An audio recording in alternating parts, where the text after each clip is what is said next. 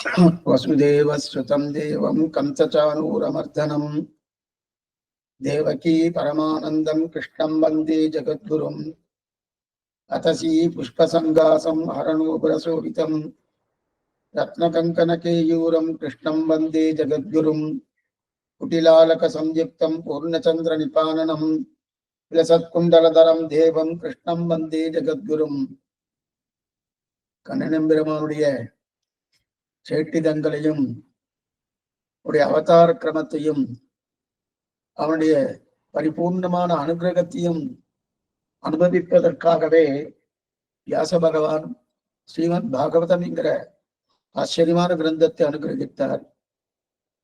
அந்த கிரந்தத்திலே 12 ஸ்கந்தங்கள் பொருட்படுகிறது. அதிலே ஏனைய அவதாரங்களும் உண்டு. வராக அவதாரம், நரசிம்ம அவதாரம், மத்ஸ்யாவதாரம், கூர்ம அவதாரம், ராமாவதாரம், இப்படிப்பட்ட பல பல அவதாரங்களும் உண்டு.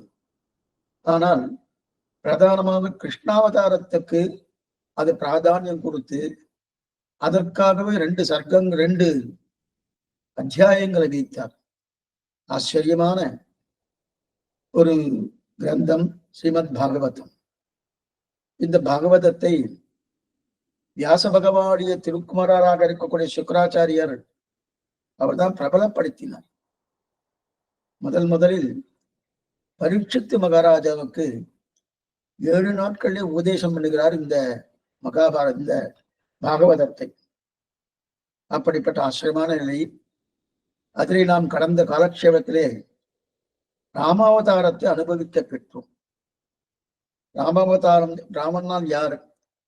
ராமகா கமலபத்ராட்சரா சர்வசத்துவ மனோகரகா அப்படின்னு தெரிவிக்கிறார். இது ஆஞ்சநேயரே தெரிவிக்கிறார். அப்படின்னா தாமரை கண்ணன் திருவடி துலக்கமாக, திருமுடி ஈராக, அத்தனையும் அழகு. கமலபத்ராட்சரா சர்வசத்துவ மனோகரகா அப்படின்னு தெரிவிக்கிறார் இல்லையா? அது மட்டும் இல்ல, பரத்துவம் என்ன, சௌலபியம் என்ன, சௌந்தர்யம் என்ன, மூன்றும் சேர்ந்து இருக்கக்கூடிய ஒரு கூட்டம்தான் ராமனை. மேன்மை, எளிமை, அழகு, இந்த மூன்றுமே சேர்ந்து இருக்கு இல்லையா? அப்படிப்பட்ட ராமனுடைய சரித்திரத்தை அனுபவிக்கப்பட்டோம்.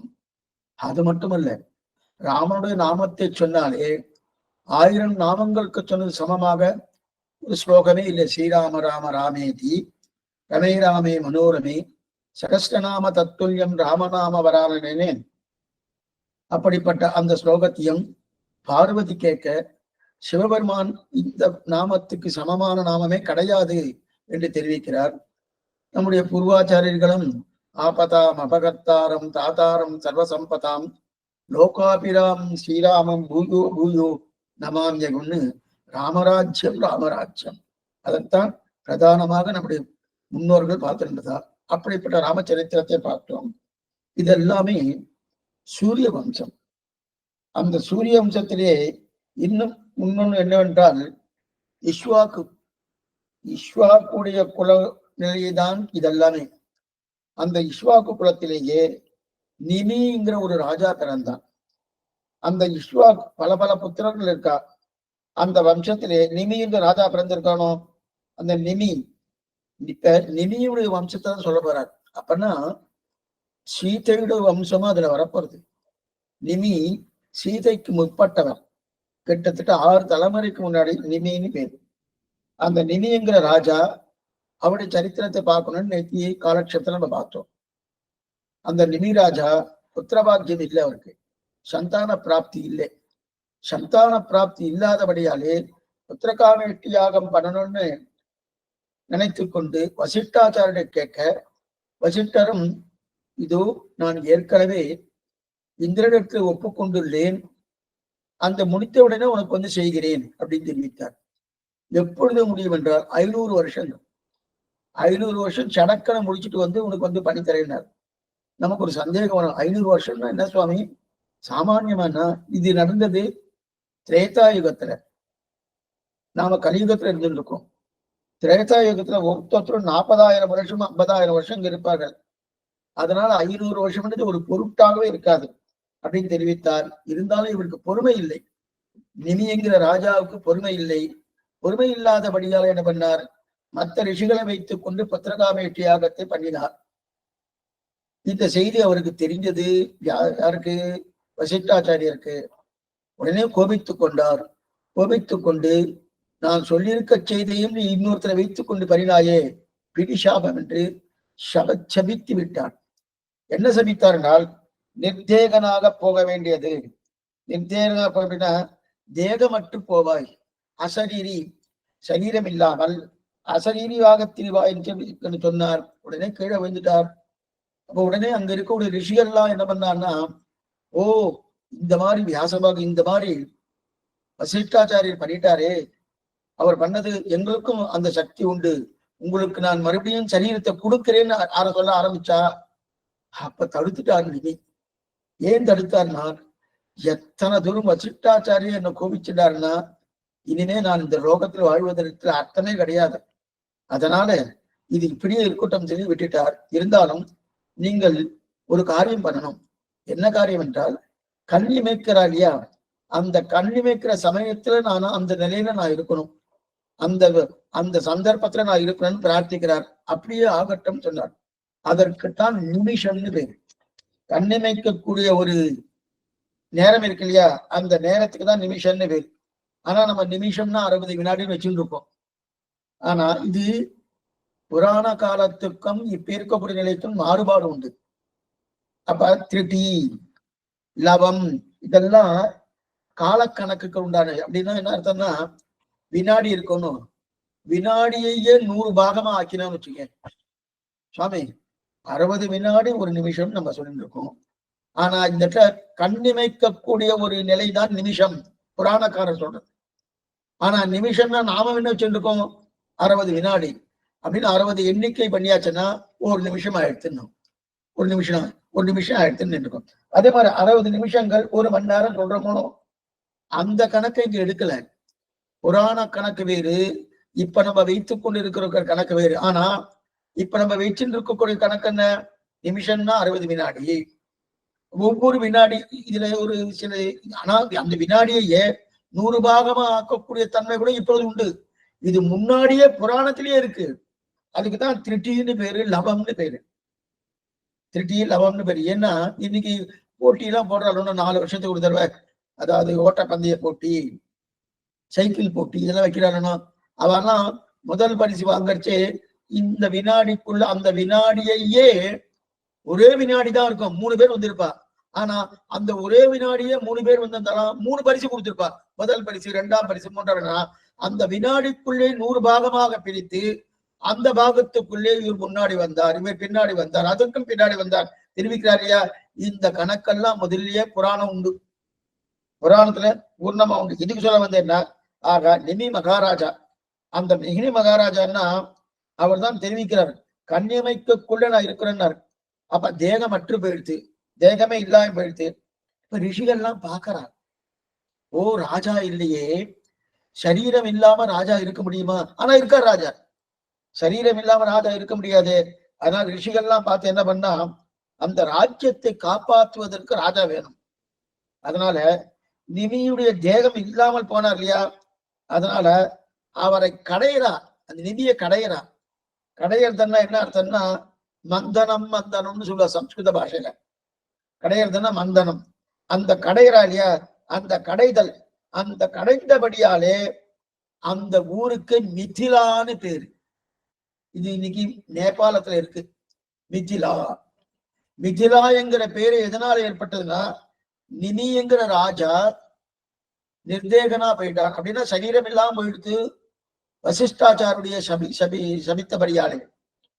அதற்கு மேற்கொண்டு அந்த நிமியுடைய ராஜாவை நன்னா கடையுடைய சரீரத்தை நன்னா கடைந்து எடுத்து, அதுல ஒருத்தர் பிறந்தார், ஒரு பிள்ளை பிறந்தான். அந்த பிள்ளை பிறந்தபடியாலேயே அவருக்கு ஜனகன்னு பேரு. அப்பன்னா ஜனகன்னா சீதையுடைய தகப்பனாரா? அது இல்ல, ஜனகனே 6 ஜனகன் இருக்காங்க. நிதானமா சொல்றேன். என்னன்னா, நம்ம ஜனக மகாராஜனா சீதையுடைய தகப்பனார்னு சொல்றோமோ, உண்மைதான். ஆனா அதுல 6வது தலைமுறைய ஜனகன் தான் சீதையுடைய தகப்பனார். அதுக்கு முன்னாடி இருக்கிறவங்க சீதையுடைய தாத்தா, சீதையுடைய முத்தாத்தா, சீதையுடைய கொள்ளு தாத்தா, இப்படியே போயிட்டே இருக்குமே தவிர அப்ப ஜனகனே முதல் ஜனகனே சீதையுடைய தகப்பனாரனா கிடையாது. ஆறாவது ஜனகன் தான். அந்த ஆறாவது ஜனகனுக்கு என்ன பேருனா சீலத்வஜ ஜனகன்னு பேரு. அப்ப சீதையுடைய தகப்பனார் பேருன்னு சொன்னா ஜனகன்னு சொல்லாம சீலத்வஜ ஜனகன்னு சொல்லியாச்சுன்னா சரியா பாகவதத்தை பார்த்திருக்கான்னு அர்த்தம். சீலத்வஜ ஜனகன்னு பேரு. அதே போல இந்த இடத்த கடையிறாலும் இந்த நெமியுடைய சரீரத்தை கடையும் போது அந்த கடைந்த போது வந்த இடம் இருக்கிறபடியால அதுக்கு மித்திலா, மித்திலான்னு பேரு. அதே போல அவர் கிட்ட இருந்து ஒரு பிள்ளை பிறந்துட்டானோ அந்த பிள்ளைக்கு பிறந்தபடியா ஜனகன்னு பேரு. இப்ப சீதைக்கு 3 பேர் வந்திருக்கு. அதாவது விதேகன், விதேகனுக்கு பிறந்தபடியாலே, விதேகன்னானது சரீரம் இல்லாம இருக்குது, நிர்தேகன். விதேகனுக்கு பிறந்தபடியாலே வைதேகினி பேரு சீதைக்கு. ஜனக மன்னனுக்கு பிறந்தபடியாலே ஜானகின்னு பேரு. மிதிலா தேசத்தில் பிறந்தபடியாலே மைத்திலின்னு பேரு. சீதைக்கு இந்தந்த பேரு ஜானகி, மைத்திலி, வைதேகி. வைதேகின விதேகனுக்கு பிறந்தபடியாலே, விதேகனுக்கு நேரடியா பிறக்கல, விதேகனுக்கு இருந்து என்னாச்சு 6 தலைமுறை. அதுக்கப்புறம் 6 ஜனக மகாராஜா வந்திருக்கா. 6 ஜனக மகாராஜா கடந்ததுக்கு அப்புறம் தான் இந்த சீலத்வஜ ஜனகனுக்குத்தான் சீதா அவதாரம் பண்ணிருக்கா. அது கூட என்ன பூமி பிராட்டியான பூமியில தான் அவதாரம் பண்ணா. நேரடியா கர்ப்பவாசம் இருந்து அவதாரம் கிடையாது. எப்படி அவதாரம் பின்னாடி சொல்றேன். எது சொல்ல வந்தேன்னா, அப்ப விதேகனுக்கு சீதை பிறந்தபடியாலே, விதேகனுக்கு நேரா கிடையாது, அந்த வம்ச பாரம்பரியத்துல பிறந்தபடியாலே வைதேகின்னு பேரு. ஜனக மன்னனுக்கு பிறந்தபடியாலே, இது ஜனக மன்னனே சீலத்வஜ ஜனகன். ஜனக மன்னனுக்கு பிறந்தபடியாலே ஜானகின்னு பேரு. மிதிலா தேசத்தில் பிறந்தபடியாலே மைத்திலின்னு பேரு. இந்த 3 பேரு கிடைச்சது. ஆக நிமி மகாராஜாவை கடையம்போடு பிறந்ததுதான் மிதிலா, மிதிலான்னு பேரு. அப்ப பிறந்தபடியாலே அந்த குழந்தைக்கு ஜனகன்னு பேரு. தேகம் இல்லாமல் இருந்தபடியாலே விதேகன்னு பேரு. ஆக அப்ப விதேகன்னு பேர் இருக்கிறபடியாலே அவள் பெண்ணானபடியாலே வைதேகி. அவள் பெண்ணன்னா நேரடியா விதேகனுக்கு பெண் அல்ல. அதற்கு பிறகு பல தலைமுறைகள் கழித்துதான் சீதையே பிறந்திருக்கா. பல தலைமுறைகள் சீதையே பிறந்தா. அப்படி இருக்கா. அப்ப இதுதான் தெரியும். அப்ப சீதையுடைய தந்தை பேர் என்ன சுவாமி? சீலத்வஜ ஜனகன்னு பேர். அப்ப அவருக்கு முன்னாடி 6 அரசர்கள் ராஜ்ய பரிபாலம் பண்ணிருக்கா. அந்த 6 அரசர்களுக்கும் பேரும் ஜனகன் தான். அந்த 6 அரசர்கள் பேரும் ஜனகன். ஏன்னா விதேகன் இடத்துல வந்துட்டோனும், அவனுடைய சரீரத்தை கடைந்தபடியால் வந்ததனும், அதனால ஜனகன். அந்த விதேகத்திலிருந்து அந்த தேசம் வந்ததனும், அதனால மிதிலா. நிமி என்கிற ராஜா இடத்துல கடைந்தபடியால் மிதிலான்னு பேர். இப்ப சீதைக்கு 3 பேர்கள் கிடைச்சிட்டு, வைதேகி, மிதிலா. அதே நேரத்துல சீதா எப்படி வருதுன்னு பின்னாடி சொல்றேன். வைதேகி, அதற்கு அர்த்தபடியாக அவனுக்கு இருக்கக்கூடிய மற்றொரு பேர் என்னது? சீதைக்கு இன்னொரு பேர் முதல் பேர் வைதேகி, அடுத்து ஜானகின்னு பேரு, ஜானகி என்ற பேரு, அப்புறம் மைத்திலின்னு பேரு. இந்த 3 பேர் வந்து சரி. இப்ப ஜனகருக்கு ரொம்ப நாளா குழந்தை பாக்கியம் இல்லை. இப்ப ஜனகன் வரைக்கும் வந்துட்டோம். இந்த சீதையுடைய தகப்பனார் பேர் வந்து சீலத்வஜ ஜனகன்னு பேரு. இந்த ஜனகனுக்கு ரொம்ப நாளா குழந்தை பாக்கியம் இல்லை. குழந்தை பாக்கியம் இல்லாதபடியாலே அவர் என்ன பண்ணார்? புத்திர காமேட்சி யாகம் பண்ணணுமோ, அதுதான் குழந்தைக்கு உண்டான. அந்த காலத்துல தான் நிறைய பண்ணுவா. இது வந்து திரேதாயுகத்தில் நடந்துட்டு இருக்கு. பண்ணபடியாலே புத்திர காமேட்சி யாகம் பண்ணமோனோ. அப்ப புத்திர காமேட்சி யாகம் பண்ணணும்னாலே அதுக்கு யஜ்ஞசாலையிலையும் உழவணும். யஜ்ஞசாலை உழவணும். அந்த உழவன்றதுக்காக கலப்பையை கொண்டு போறார். யஜ்ஞசாலை உழுவதற்காக கலப்பையை உழ ஆரம்பிக்கிறார். அந்த கலப்பையை உழ ஆரம்பிக்கிறாருன்னு சீதா லாங்கல பத்ததி, சீதா லாங்கல பத்ததி. கலப்ப நுனி இருக்கணும். அந்த நுனி அப்படியே கோடா போறது. நீங்க பாத்துருக்க விவசாயத்துல நீங்க பாத்துருப்பேன். கலப்ப நுனி அப்படியே கோடா போயிருந்தனும். அந்த கோடா போகக்கூடிய அதற்குத்தான் சீதான்னு பேர். கலப்ப நுனி, அந்த கலப்ப நுனியை வைத்துக் கொண்டுதான் உழவனும். அந்த கலப்ப நுனி போறக்கூடிய கோடு இருக்கு இல்லையா, அந்த அதற்குத்தான் சீதான்னு பேரு. அந்த கோடு என்ன பண்ணிட்டு ஒரு இடத்துல தட்டி நின்று, அந்த தட்டி நின்னுட்டு அந்த நின்ற இடத்திலே பிறந்தபடியாலே அவளுக்கு சீதைன்னு பேரு. அப்பனா என்ன பேரு? கலப்பை போடுது. கலப்பை எதுக்காக? புத்திரகாமேட்டி யாகம் பண்ணணும். புத்திரகாமேட்டி யாகம் பண்றதுக்காக யஜ்ஞசாலையை என்னன்னா கடையிடமனும், அதை அவிழமனும், அதை கடையறதுக்காக என்ன பண்ணார்? கலப்பையை கொண்டு போனார். அந்த கலப்பைய நுனி போயிட்டே இருக்கு. போயிட்டே போய் ஒரு இடத்துல போய் தட்டி நின்றுட்டு அந்த நின்ன இடத்துல அந்த பூமியிலே பிறந்தபடியாலே சீதைன்னு பேரு. ஆக மொத்தம் சீதைக்கு 4 பெயர், பிரசித்தமான பெயர். சீதைக்கு 4 பெயர்: வைதேகி, ஜானகி, மைத்திலி, சீதா. இந்த 4 பெயர்களுக்கு என்னென்ன காரணம் பார்த்துட்டோம். வைதேகி விதேகனுடைய பெண்ணாக இருக்கிறபடியால வைதேகி. ஜானகி ஜனகனுடைய பெண்ணாக இருக்கிற ஜானகி. மைத்திலி மிதிலா தேசத்துல பிறந்தபடியால மைத்திலி. சீதா சீதாலாங்கல பத்ததி என்று சொல்லக்கூடிய கலப்பையுடைய நேர்கோட்டுக்கு போய் டங்குன்னு இடித்து அந்த இடத்துல பிறந்தபடியாலே அவங்க சீதான்னு பேர். சரி சுவாமி, இதெல்லாம் நல்லா தான் இருக்கு சுவாமி. ராமனுக்கு ஏன் ராமன் பேர் வந்துட்டு? சீதைக்கு 4 பேருக்கு பெயர் காரணம் சொல்லிட்டேன். ராமனுக்கு ஏன் ராமன் பேர் வந்துட்டா? ரமயத்தேதி ராமகா, ரமயச்சீதி ராமகா. காண்பவர்களின் மனத்தை ஆனந்தப்படுத்துகிறான் ராமன். ராமனை சேவிச்சோம், சேவிச்சோன்னு நமக்கு மனசுல ஒரு ஆனந்தம். அந்த ஆனந்தப்படுத்துறா ராமனம். ராமன் அதாவது ரமயச்சீதி ராமகா. ராமனம் ரமணன்னா ஆனந்தம். ஆனந்தம். அவர் திருமேனை சேவிச்சாலே அத்தனை ஆனந்தம். அந்த அழகை பார்த்தாலே அத்தனை ஆனந்தம் வந்துடுமா அப்படின்னு தெரிவிக்கிறாங்க. அதனால அந்த ஆனந்தத்துக்காகத்தான் ராமன். இந்த பேரையும் வசிஷ்டாச்சாரிய தான் வச்சார். இந்த பேரையும் வசிஷ்டாச்சாரிய தான் வச்சார்.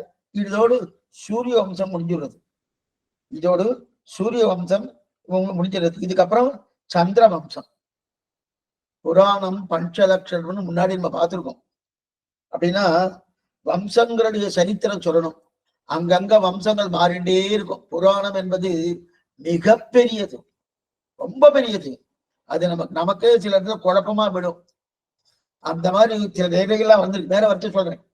அப்ப இப்ப வம்சங்களுடைய சரித்திரம் சொல்லணும். இப்ப சூரிய வம்சம் முடிஞ்சிருத்து. இப்ப என்ன பண்ணணும்? சந்திர வம்சம். சரி, 2 வம்சத்தார்களும் பிரம்மாவிடம் தான் பிறந்திருக்காங்க. பிரம்மாவிடம் பிறந்தவர்கள் தான் சூரிய வம்சத்தவர்களும் சந்திர வம்சத்தவர்களும். இப்ப முதல்ல சந்திரன் பிறந்தான். அந்த சந்திர வம்சத்தில் இனிமே கொஞ்சம் ஜாகிரதையா கேட்கணும். நிறைய ராஜாக்களுடைய பேர் வரும், கிடுகிடுன்னு வந்துட்டே இருக்கும். நிறைய ஸ்கிப் பண்ணிட்டே வர போறோம். அந்தந்த ராஜா என்ன பண்ணார் ஏது பண்ணார்னா பார்க்க போறது இல்லை. நேரா எங்க வர போறோம்னா நம்ம பரசுராமுடைய சரித்திரத்துக்கும் விஸ்வாமித்திரோட சரித்திரத்துக்கும் வரப்போறோம். அது என்னமா சுவாமி இருந்ததுன்னா சந்திர வம்சம். அந்த சந்திர வம்சத்தில் உதித்தவர்கள் தான் முதல்ல சந்திர குரூரவா அப்படின்ற ஒரு பிறந்தார். சந்திர குரூரவன். அந்த குரூர வம்சத்தில் பிறந்தவர் தான் குசாம்பவன். குசாம்பவன் பேரு. அந்த குசாம்பவனுக்கு காதின்னு ஒரு பெண்ணு பிறந்தார். ஆக சந்திரவம்சம். அந்த சந்திரவம்சம் தான் பிரம்மா தான் சிருஷ்டித்தார் சந்திரவம்சத்தை. சந்திரவம்சத்துல குரூரவன் பிறந்தான். குரூரனுக்கு பிறந்ததுதான் காதின்னு பேரு. காதின்னு பேரு. இப்ப நம்ம காதி சரித்திரத்தை தான் பார்க்க போறோம். ஆச்சரியமான சரித்திரம். இந்த சரித்திரம் என்னன்னா, காதியின் சரித்திரத்தை பார்த்தா விஸ்வாமித்திரர் எப்படி பிறந்தார், பரசுராமர் எப்படி பிறந்தார், இதை தெரிஞ்சுக்கலாம். காதியுடைய சரித்திரத்தை பார்த்தா இது தெரிஞ்சுக்கலாம். என்ன? ஆக ராமன் சூரிய வம்சத்தில் பிறந்தான். அதே போல காதி, விஸ்வாமித்தர் இவர்கள்லாம் என்ன பண்ணா சந்திர வம்சத்தில் பிறந்தார்கள். சரி சுவாமி, பரசுராமனும் சரித்திரமும் பார்க்க போறோம். இப்ப காதி இருக்கா இல்லையா, காதிக்கு 2 மனைவி. காதிக்கு ஒரு மனைவிக்கு ஒரு பெண் பிறந்தது. காதிக்கு ஒரு மனைவி, அந்த மனைவிக்கு ஒரு பெண் பிறந்தது. அவளுக்கு சத்தியவதின்னு பேர். காதி காதி யாரு? குசாம்பவனுக்கு பிறந்தவன் தான் காதின்னு பேர். காதி என்பவர் பிறந்தார். அந்த காதிக்கு மனைவி, அந்த மனைவிக்கு ஒரு பெண்ணு பிறந்திருக்கு. அந்த பெண்ணுக்கு தான் சத்தியவதின்னு பேர். இந்த கதையை கொஞ்சம் நீங்க நல்லா கேட்கணும். ஏன் சொல்றேன்னா, இந்த கதையை சொல்லும் போது அப்படியே ஒரு குழம்பி போறாம இருக்கும். இன்னும் சுவாமி வேற மாதிரி பேசிட்டே இருக்க, வேற மாதிரி சொல்லிட்டு இருக்கேன், அப்படியே குழப்பறாம இருக்கும். ஒன்னும் குழப்பம் கிடையாது. இருந்தாலும் உங்களுக்கு குழப்பாதபடி சொல்லிட்டு இருக்கேன். வாங்க. ஆக சந்திரவம்சம், அந்த சந்திரவம்சத்துல முதல்ல சந்திரனுக்கு குரூரவா பிறந்தான். குரூரவனுக்கு குசாம்பவன் பிறந்தான். குசாம்பவனுக்கு காதி பிறந்தார். காதியின் மனைவியும் ரெண்டு பேரும் வந்து கொண்டிருக்க, நம்ம காதியும் அவருடைய மனைவியும் ரெண்டு பேரும் வந்து கொண்டிருக்க, அந்த அம்மவர் வாழ்ந்துட்டே இருக்கா. வாழ்ந்து கொண்டிருக்கும் போது அவர்களுக்கு ஒரு பெண் பிறந்தா. அந்த பெண்ணுக்குத்தான் என்ன பேரு? சத்தியவதின்னு பேரு. இதெல்லாம் நடந்தது எது? திரேதாயுகத்துல. அந்த பெண்ணுக்கு சத்தியவதின்னு பேரு. அந்த சத்தியவதிக்கு கல்யாணம் பண்ணி கொடுக்கணும். ஆனா இவாளெல்லாம் சத்திரியர்கள். அந்த சத்தியவதிக்கு கல்யாணம் பண்ணி கொடுக்கணுங்கிறதுக்காக என்ன பண்ணா, ஒரு ரிஷிகர்னு ஒரு பிராமணனுக்கு கல்யாணம் பண்ணி கொடுத்துட்டார். அன்னைக்கே உண்டு போட்டுக்கு மாற்று. இந்த ஜாதிக்காரன் அந்த ஜாதியோட அந்த ஜாதிக்காரன் இன்னைக்கு பண்றான்னு அன்னைக்கே உண்டு. அப்ப இந்த ரிஷிகர்ங்கிற ஒரு பிராமணனுக்கு கல்யாணம் பண்ணி கொடுத்துட்டா. யாருக்கு?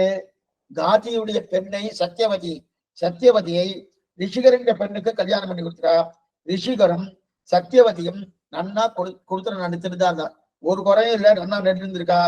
அப்ப ஒரு நாள் என்ன பண்ணா, சத்தியவதியுடைய தாயார் காதி, தாயார்னா காதியின் மனைவி, சத்தியவதியுடைய தாயாரும் காதியும் ரெண்டு பேரும், அவருடைய பெண்ணு தானே சத்தியவதி, பெண்ணையும் மாப்பிள்ளையாரு ரிஷிகர்னு பேரு.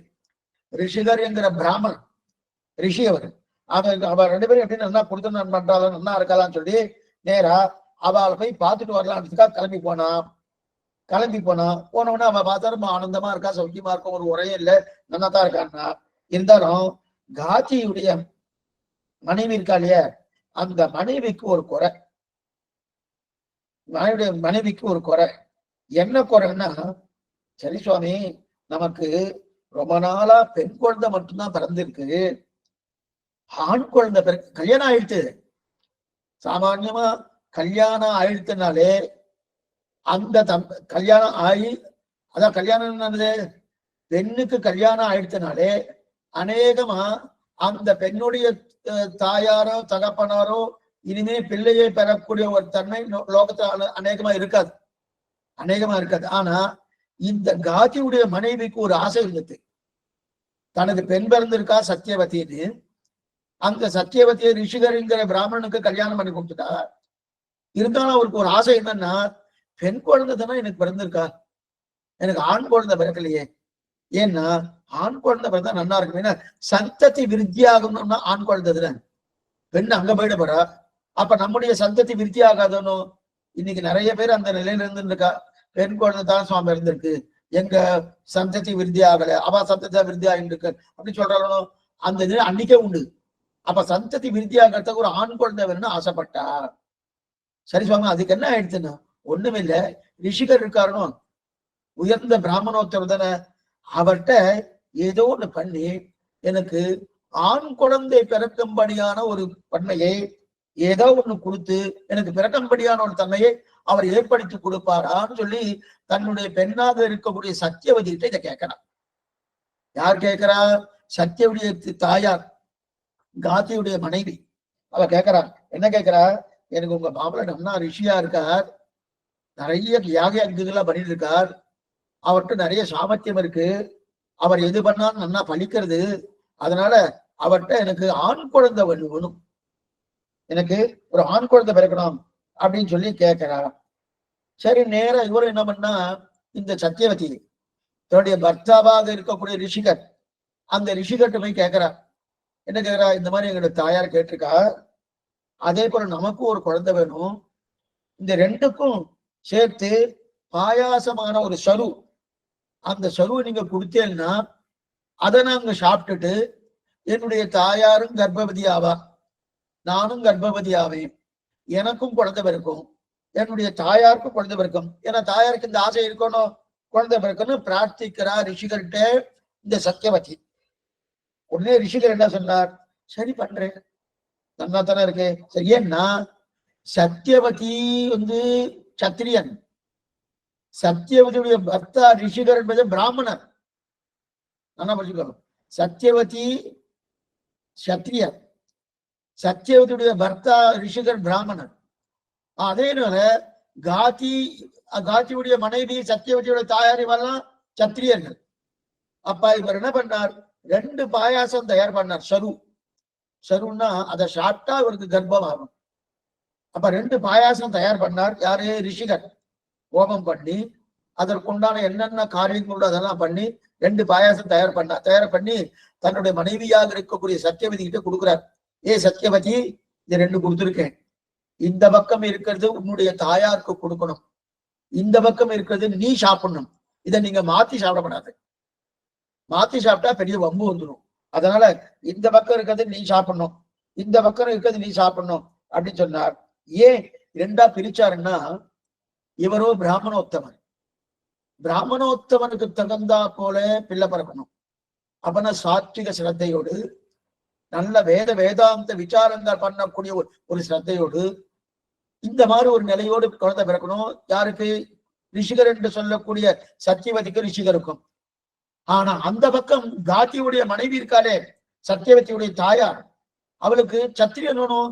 அப்ப வீர தீர செயல்களை செய்யக்கூடிய நல்ல கோபம் வரக்கூடிய ஒரு தன்மையோடு அங்க குழந்தை பிறக்கணும். அப்பதான் ராஜ்ய பரிபாலம் பண்ண முடியும்.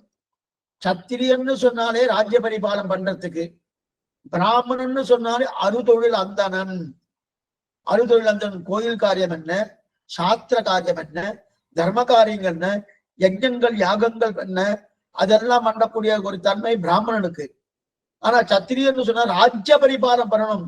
எங்கெங்க சண்டையோ அங்க சண்டனும்.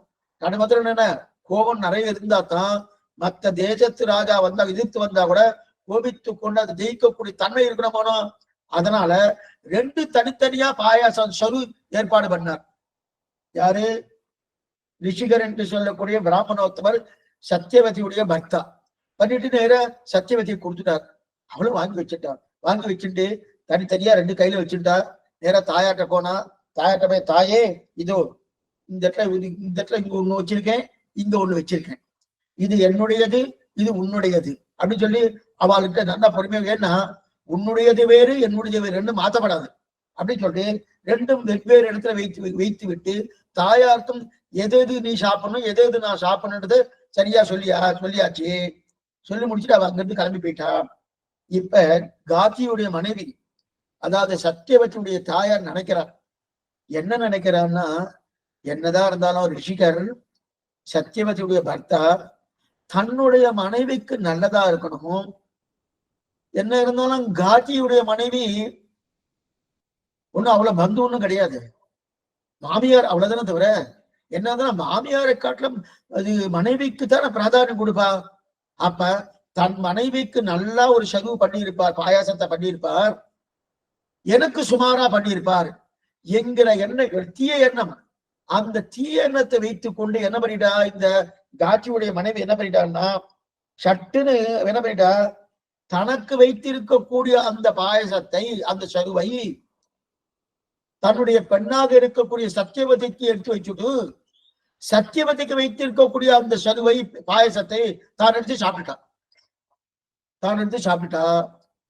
அதே இப்ப இந்த விஷயம் சத்தியவதிக்கு தெரியாதபடியால் அவ என்ன பண்ணா, அவளும் நம்ம தான் இதை எடுத்து வச்சிருக்கோம், இந்த நம்மளும் தான் அப்படின்னு சொல்லி அவளும் சாப்பிட்ட உடனே 2 பேரும் கர்ப்பம் தரிச்சா. 2 பேரும் கர்ப்பம் தரிச்சா. இப்ப அந்த கர்ப்பம் தரித்த உடனே அந்த கொஞ்ச நாள் கழிச்சு அந்த கர்ப்பத்தை பார்க்கிறார் ரிஷிகர். அதாவது சத்தியவதியுடைய பிராமணர் பார்க்கிறார். பார்த்த உடனே அவருக்கு ஏதோ சந்தேகம் வந்துருச்சு. பெண்ணே, என்ன பண்ணினாய்? சரு என்று சொல்லக்கூடிய பாயசத்தை என்ன பண்ணினாய்? நான் சொன்ன பிரகாரம் தானே நீ சாப்பிட்டிருக்க, இல்ல மாத்தி சாப்பிட்டிருக்கியா? ஏன்னா இவருக்கு அந்த கர்ப்பத்தை பார்த்த உடனே இவருக்கு சந்தேகம் வந்துருது. ரிஷிகருக்கு சந்தேகம் வந்துருது. சந்தேகம் வந்தபடியாலே நான் சொன்ன பிரகாரத்தினை சாப்பிட்டிருக்கேன்னு கேட்டிருக்கார் ரிஷிகர் தன்னுடைய மனைவியாக இருக்கக்கூடிய சத்தியவதியை பார்த்து. அவளுக்கு தெரியாதுமா, தன்னுடைய தாயார் மாத்தினது அவளுக்கு தெரியாது. தெரியாதபடியாலே இல்லையே, நீர் தேவரீர் எப்படி குடுத்தீரோ அதே பிரகாரம் தான் நான் சாப்பிட்டிருக்கேன் அப்படின்னு சொன்னா, ஆனா எங்கேயோ தப்பு நடந்திருக்கு தெரிஞ்சுட்டார். எங்கேயோ தப்பு நடந்திருக்கு. ஏன்னா சரு மாறி இருக்கு, சரு மாறி இருக்கு, தப்பு நடந்திருக்கு. ஏன்னா தெரிகிறது. ஏன்னா இவ என்ன சொல்ற, அடியனுக்கு ஒண்ணுமே தெரியாது, நான் அங்குதான் வச்சேன், அங்கு வச்ச உடனே நான் எடுத்து சாப்பிட்டேன். அப்ப உன்னால தப்பு வந்திருக்காது, உன்னுடைய தாயார் தான் தப்பு பண்ணிருப்பான்னு ரிஷிகர் கண்டுபிடிச்சிட்டார். ஏன்னா அவருக்கு முக்காலம் அறிந்தவர் இல்லையா, அவர் கண்டுபிடிச்சிட்டார். இப்படிப்பட்ட நம்பிக்கை துரோகம் பண்ணலாமா உன்னுடைய தாயார்? நான் என்ன நீ வேறு உன்னுடைய தாயார் வேறு என்கிற ஒரு எண்ணத்தோடு பாக்குறேனா? உன்னை எப்படி கவனித்துக் கொள்கிறனோ, உன் மேல எத்தனை அன்பு வைத்திருக்கனோ அதே அன்பை உன்னுடைய தாயாரத்திலும் தகப்பனான வைத்திருக்கிறனோ, இதை புரிந்து கொள்ளாமல் என்னை வேறு விதமா பார்த்தாலே, இப்படிப்பட்ட தாயாரா இருக்கால இருந்தாலும் இதுக்குண்டான தண்டனையை நீ அனுபவிச்சுத்தான் ஆகணுன்ற. இதுக்குண்டான தண்டனையை நீ அனுபவிச்சுதானு. என்ன தண்டனை கேட்ட, ஒண்ணுமில்லை, நீ பிராமண பெண், இவ சத்திரியதான், ஆனா கல்யாணம் பண்ணி கொடுத்து பிராமணன், அதற்கு தகுந்தா போல சருவை நான் உனக்கு கொடுத்திருக்கேன். அவளோ சத்திரியர்கள், சத்திரியருக்கு தகுந்தா போல நான் சருவை கொடுத்திருக்கேன். அப்பனா உனக்கு உயர்ந்த பிள்ளை பிறக்கணும், அவளுக்கு தாழ்ந்த பிள்ளை பிறக்கணும் என்கிற எண்ணம் எல்லாம் எனக்கு இல்லவே இல்லை. ரெண்டு பேருக்கும் அவரவர்களுடைய வர்ணத்துக்கு தகுந்தா போல, உன்னுடைய வர்ணம் நம்முடைய வர்ணம் பிராமண வர்ணம், அவருடைய வர்ணம் சத்திரிய வர்ணம், அந்த சத்திரிய வர்ணத்துக்கு தகுந்த போல சரு கொடுத்திருக்கேன், இங்க பிராமண வர்ணத்துக்கு தகுந்த போல சரு கொடுத்திருக்கேன். இதை மாத்தி சாப்பிட்டிருக்கே, மாத்தி சாப்பிட்டீங்க என்ன ஆகுதுமா, உனக்கு பிறக்கக்கூடிய பிள்ளை கோபிட்டனாக பிறக்க போறது, இதை நீதான் அவஸ்தப்பட்ட, நீதான் சமப்பட போறேன். இந்த வார்த்தையை சொல்லிட்டார் ரிஷிகர். யாரை பார்த்து? சத்தியவதியை பார்த்து. ஏன்னா சரி மாறிடுத்து, சரி மாறிடுத்து. பாயாசத்தை மாத்திட்டாரனோ, மாத்தின அவ என்ன நினைச்சுட்டா, தன்னுடைய மனைவிக்கு நல்லதை கொடுத்திருப்பா, அதை எடுத்து நம்ம சாப்பிடணும், சாப்பிட்டா.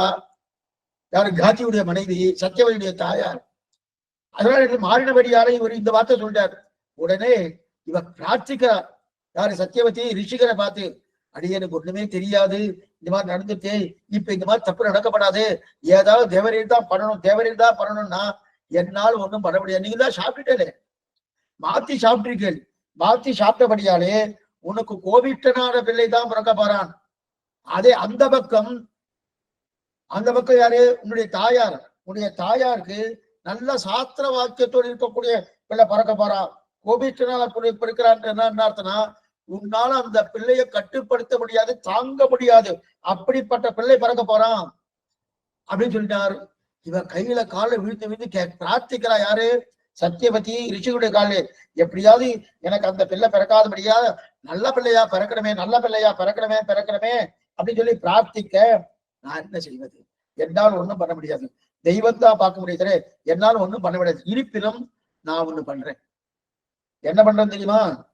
இன்னும் என்ன பண்ண தெரியுமா? ஒண்ணு பண்றேன். ஏன்னா இப்ப பறக்க போற குழந்தை இருக்கணுமோ, இந்த குழந்தை இப்ப பறக்காம அடுத்த குழந்தை நான் சொன்னபடியான ஒரு தன்மையிலே பிறக்கும்படியான ஒரு தன்மையிலே இருக்கலாம். இப்ப வேணா சாத்விகமான குழந்தை பிறக்கும் பண்ணிட்டு, ரெண்டாவது குழந்தை வருமானோ அந்த குழந்தைய இந்த கோபிஷ்டோட தான் பிறப்பான், அது ஒண்ணும் பண்ணவே முடியாது அப்படின்னு சொன்னபடியாலே, இப்ப இந்த இந்த பிறந்த இந்த இப்ப பிறக்கக்கூடிய குழந்தை சாத்விகனா பிறக்கட்டும், இவனுக்கு இவனுக்கு ஒரு பிள்ளை பிறக்குமானோ, ஏற்கனவே சொன்னா போல கோபிஷ்டனை தான் பிறப்பான்னு சொன்னார். அப்ப இப்ப இவர்கள் இருவருக்கும் பிறந்தவர்கள் தான் யாரு? யாருக்கு? இந்த ரிஷிகருக்கும் சத்தியவதிக்கும் பிறந்தவர்கள் தான் ஜமதக்னின்னு பேர். ரிஷிகருக்கும் சத்தியவதிக்கும். ஜமதக்னி யார் தெரியுமா? பரசனாவுடைய தகப்பனார் ஜமதக்னி. ஜமதக்னி பேரு. ஜமதக்னி சாத்விகரா பிறந்தார். ஆனால் ஜமதக்னிக்கு தான் பரசுராமர் பிறந்திருக்கார். இதுதான் ஏன்னா பரசுராமன் பிறந்திருக்காருன்னா அவர் பிராமணர், ஆனா சத்திரியனுக்கு உண்டான தன்மை இருக்கு. ஏன்னா சரு மாறிடுத்து, ரிஷிகர் கொடுத்த சருவை காதியுடைய மனைவியாக இருக்கக்கூடிய சத்தியவதியுடைய தாயாராக இருக்கக்கூடிய அவர் என்ன பண்ணா மாத்திட்டாங்க. மாத்திட்டு எனக்கு சுமாரா கொடுத்திருப்ப அவருக்கு நல்லதா கொடுத்து வாழ்ந்து மாற்றி சாப்பிட்டாடணும். அப்ப சத்திரியனுக்கு உண்டான தன்மை அவள்கிட்ட போகாம பிராமணனுக்கு உண்டான தன்மை யார்கிட்ட வந்துட்டு காத்தியுடைய மனைவிக்கு வந்துட்டு, சத்திரியனுக்கு உண்டான தன்மை யாருக்கு வந்து ரிஷிகளுடைய மனைவியாக இருக்கக்கூடிய சத்தியவதிக்கு வந்துட்டு. ஆனாலும் இந்த மாதிரி கூடாதுன்னு சொல்லி சத்தியவதி ரிஷிகரை பிரார்த்திக்க, என்ன சொன்னேன், இந்த கதையெல்லாம் கொஞ்சம் குழப்பமாவே இருக்கும். குழப்பம் கிடையாது, நன்னா நிதானமா கேட்டுட்டா சரியா இருக்கும். எதுக்கு சொல்ல வந்தேன்னா, அப்ப சத்தியவதி பிரார்த்திக்க அந்த பிரார்த்தனைக்கு என்னால ஒண்ணு பண்ணலாம். இப்ப பறக்கக்கூடிய குழந்தை சாத்விகமா பறக்கலாம், பிராமண உத்தவமா பறக்கலாம். ஆனா அடுத்த குழந்தை பறக்கும் போது அடுத்த குழந்தை அந்த குழந்தைக்கு ஒரு குழந்தை பிறக்கணும் ஜமதக்னிக்கு. அந்த குழந்தை எப்படியா இருக்குன்னா சத்திரியனை தான் பிறப்பான். சத்திரியனுக்கு உண்டான கோபம் என்ன அதெல்லாம் சேர்ந்துதான் பறக்கும்னு சொல்லிட்டார். அதே மாதிரிதான் வந்துச்சு. அப்ப ஜமதக்னி பிறந்தார். ஜமதக்னி சாத்விகரதா இருந்தார். அந்த ஜமதக்னி தான் பரசுராமர் பிறந்தார். அப்ப அதீத கோபமா பிறந்தார். ஆனால் பிறப்பாலே பரசுராமன் பிராமணன். பிராமணனாக இருந்தாலும் சரு மாற்றப்பட்டது இல்லையா? சரு மாற்றப்பட்டபடியாலே சத்திரியனுக்கு உண்டான கோபம் என்ன, அந்த கோபத்தோடு அந்த ஆவேசத்தோடு பரசுராமன் பிறந்திருக்கார். ஆனா பிறப்பாலே பிராமணன் அதனால பிறந்தார். ஆனால் பிறப்பாலே பரசுராமன் பிராமணன் அப்படி தெரிவிக்கல. அதே சமயத்தில் இந்த பக்கம் இன்னொரு பக்கம் காட்சியுடைய மனைவி இருக்கா இல்லையா, அவள்கிட்ட என்ன ஆயிடுச்சுன்னா, அவ வந்து என்ன பண்ணா அந்த சருவை எடுத்து சாப்பிட்டாலும் அவளுக்கும் கர்ப்பம் ஏற்பட்டிருக்கு, அவளுக்கும் குழந்தை பிறந்திருக்கு. அந்த குழந்தை தான் விஸ்வாமித்திரன். இந்த பாருங்க, ஒரே நிலையிலேயே ஒரே சருவுக்குள்ளேயே, சருவுன்னா பாயாசம், அந்த சருவுக்குள்ளே இந்த காட்சியுடைய மனைவிக்கு போனதே விஸ்வாமித்திரர் வந்துட்டு. ஏன்னா விஸ்வாமித்திரர் பிராமணர் கிடையாது, சத்திரியர். ஆனா பிராமணனுக்கு உண்டான தன்மை வந்துவிட்டு. பரசுராமன பிராமணர், ஆனா சத்திரியனுக்கு உண்டான தன்மை வந்துவிட்டு. ஏன்? சரு மாறினபடியால. அப்ப இது என்னன்னா, குஷிக மன்னவன் கௌசிகன் சொல்றோமோ. விஸ்வாமித்தர் பிறப்பாலே சத்திரியனாக இருந்தாலும் அவர் பிரம்ம தேஜஸோடு பிரம்ம ரிஷியாக மாறினார். பிரம்ம ரிஷி என்ற பட்டத்தையே வசிஷ்டாச்சாரியில பெற்று தரணும். ஏன்னா அவருடைய கரு மாறிட்டோனும். அதாவது பிராமணனுக்கு பிள்ளையா பிறந்து இருந்தாலும் சத்திரியனுடைய கோபம் பரசுராமனுக்கு. எதனால? சொரு மாறினபடியால. அதே இடத்தில் சத்திரியனுக்கு பிள்ளையா பிறந்திருந்தாலும் பிராமணனுக்கும் தபஸில் ஆசை, ரிஷியாக இருக்கக்கூடிய திருநெல்வேலியா ரிஷியாக இருப்பதில் ஆசை. இது விஸ்வாமித்திரருக்கு. நல்லா பண்ணுவார். விஸ்வாமித்திரர் சத்திரியன், பிராமணன் கிடையாது. ஆனா பிராமணனுக்கு நான் தன்மை இருந்து கொண்டு தபஸிலே ஆசை, ரிஷியிலே இருப்பதிலே ஆசை விஸ்வாமித்திரருக்கு. அதே பிராமணனாக இருந்து கொண்டு பரசுராமன் சத்திரியனுக்கு உண்டான ஒரு கோபத்தோடும் சத்திரியனுக்கு வீரதீர செயல்களோடும் இருந்திருக்கான். இது பரசுராமனுக்கு உண்டான தன்மை. சரி, இந்த ரெண்டு தான் இவர்களுடைய கதை. அப்ப விஸ்வாமித்திரர் எப்படி பிறந்தார், பரசுராமர் எப்படி பிறந்தார், இதுல இருந்து நம்ம என்ன தெரிஞ்சுக்கலாம்னா, ஒண்ணுமில்ல சுவாமி, யாராருக்கு என்னென்ன கொடுத்திருக்காளோ அதுதான் சாப்பிடணும். அவ அதை எடுத்து நம்ம சாப்பிடலாமா, நம்ம எடுத்து அவ சாப்பிடலாமா, கூடவே கூடாது. இதுல இருந்து நம்ம தெரிஞ்சுக்கிறது என்ன, சுவாமி நன்னா புரிஞ்சுட்டு சுவாமி மாத்தியாச்சுன்னா வம்புதான் வருது. இப்ப மாத்தினபடியால என்ன ஆச்சு, பிராமணனுக்கு உண்டான தன்மை போய் சத்திரியனுக்கு உண்டான தன்மை வந்துடுது, சத்திரியனுக்கு உண்டான தன்மை போய் பிராமணனுக்கு உண்டான தன்மை வந்துட்டோம். அந்த மாதிரி மாத்தக்கூடாதுன்னு தெரிவிக்கிறார். இதுக்கு அவரவர்களுடைய உணவை அவரவருடைய சாப்பாடு அவதான் சாப்பிடணும். அதுல மாத்தலாமானா மாத்தவே படாது. இப்ப இதுக்குன்னா என்ன சுவாமி பேசாம தான் நல்லது. இப்ப ஏகாதசியே வருது, ஏகாதசி வந்துட்டுனா ஏகாதசி அன்னைக்கு ஒரு நாள் சாப்பிடலாமா, இல்ல காலத்தால ஒரு வேளை சாப்பிடலாமா, 2 வேளை சாப்பிடலாமா, 3 வேளை சாப்பிடலாமான்னா சாப்பிடவே கூடாது. சாப்பிடவே கூடாதுன்னா வியாதிஸ்தர்லாம் என்ன பண்ணுவா சுவாமி, வயசானவாள் என்ன, அதெல்லாம் எக்ஸப்ஷன் கொடுத்துருக்கு சாஸ்திரமே. வியாதிஸ்தர்களுக்கு இவர்களுக்கு அவர்களுக்கு எக்ஸப்ஷன் கொடுத்துருக்கு. ஆனா ஏன் சுவாமி எக்ஸப்ஷன் கொடுத்துருக்குன்னு அது கடுமையா சொல்றாருன்னா, அந்த எக்ஸப்ஷன் என்ன பண்ணுவா, இன்னைக்கு என்ன ஆயிடுச்சுன்னா 25 வயசுக்காரர்களுக்கு இன்னைக்கு நிறைய வியாதி வந்துடுறது, இந்த வியாதி அந்த வியாதி. அதனால என்ன பண்றா, அவ என்ன பண்ண, இது அட்வான்டேஜா எடுத்துக்கிறார். எதுக்கு சொல்ல வந்தேன்னா, அப்ப இதுக்கு அப்ப ஜமதக்னிக்கு பரசுராமன் பிறந்தார். ஜமதக்னிக்கு பரசுராமன் பிறந்தார். ரெண்டு சரித்திரம் சொல்லப்படுது. பரசுராமன் பற்றி சொல்லப்படுகிறது. அதே போல இன்னொன்னு என்னது, விஸ்வாமித்திரம். ரெண்டு சரித்திரம். அப்ப விஸ்வாமித்திரர் பிறந்தது சத்திரியனா, ஆனா பிராமண தன்மையோடு. பரசுராமன் பிறந்தது பிராமணனா, ஆனா சத்திரிய தன்மையோடு அப்படின்னு தெரிவிக்கிறார். இப்ப பார்க்கணும். அதாவது ஒன்று பரசுராமனுடைய இந்த இதுல என்னன்னா, பரசுராமன் பத்தி ரெண்டு சரித்திரம் சொல்றோம். என்னன்னா, ஒண்ணு பரசுராமுடைய தாயார் ரேணுகா தேவின்னு பேர். பரசுராமுடைய தாயாருக்கு ரேணுகா தேவின்னு தெரியும். அவர் யாரு? ஜமதக்னியுடைய பத்தினி ரேணுகா தேவி. ஜமதக்னி பத்தினி ரேணுகா தேவி தலையே அறுத்துட்டான் பரசுராமன், தெரியுமோன்னு அந்த சரித்திரம் சொல்றேன், சுருக்கமா சொல்றேன். எல்லாமே சுருக்கமா தான் பார்க்க போறோம். ரேணுகா தேவியுடைய தலையை அறுத்துட்டான். யாரு? சொந்த பிள்ளையே, பெத்த பிள்ளையே தாயாருடைய தலையை அறுத்துட்டான். ஏன்னா இதுக்கு முன்னாடி கார்த்தவீரி அர்ஜுனனோடு பரசுராமனுக்கு ஏற்பட்ட விரோதம் என்ன, அதை முதல்ல பாத்துறாங்க. பரசுராமனும் பகவானுடைய அவதாரம் தான். நல்லா பாருங்க, பரசுராமனும் பகவான் அவதாரம் தான். ராமனும் பகவானுடைய அவதாரம் தான். கார்த்தவீரிய அர்ஜுனனும் பகவானுடைய அவதாரம் தான். கார்த்தவீரிய அர்ஜுனும் பகவானுடைய அவதாரம் தான். நல்லா பாருங்க. இப்ப பரசுராம் இந்த இடத்துல கார்த்தவீரிய அர்ஜுனோடு பரசுராமனுக்கு விரோதம் ஏற்பட்டது. எதனால விரோதம் பார்க்கணும். கார்த்தவீரிய அர்ஜுனனுக்கு 1000 கைகள், அவனும் பகவானுடைய அவதாரம் தான். தன் கைகளாலேயே அணைய நன்னா இந்த கையை வச்சாலே அணை வருதுன்னும், அந்த வரக்கூடிய அணையுடைய நீர், அந்த ஜலம் வரைச்சு 1000 கைகள் வச்சு தடுத்தாச்சுன்னா அந்த ஜலம் போகுது, அப்படியே வெள்ளமா அந்த பக்கம் விடுவோம். அந்த அளவுக்கு சாமர்த்தியம். அந்த நதி ஜலமே அந்த மாதிரி போயிட்டான். ஒரு தடவை என்ன பண்ணாருன்னா, நர்மதா ஆற்று நதிக்கரையில அவர் விளையாட்டு இருக்கும் போது ஆற்றங்கரையில சிவன் என்ன பண்ணா, ராவணன் சிவலிங்கத்தை வைத்துக் கொண்டு பூஜை பண்ணிட்டு இருக்கான். சிவலிங்கத்தை வைத்து பூஜை பண்ணிட்டு இருக்கும் போது இப்ப இந்த கார்த்தவீரிய அர்ஜுனும் பகவானுடைய அவதாரம் தான். அவதாரம்னா என்னன்னு, இதுல 3 விதமான அவதாரங்கள் உண்டு. 2 விதம், பிரதானம் 2. அந்த 2ல இன்னொரு 2ஆ பிரிக்கிறோம். முக்கிய அவதாரம், கவுன அவதாரம் பேரு. அமுக்கிய அவதாரம் சொல்லுவா, கவுன அவதாரம் சொல்லுவா. அந்த கவுன அவதாரத்தை 2ஆ பிரிக்கிறார்.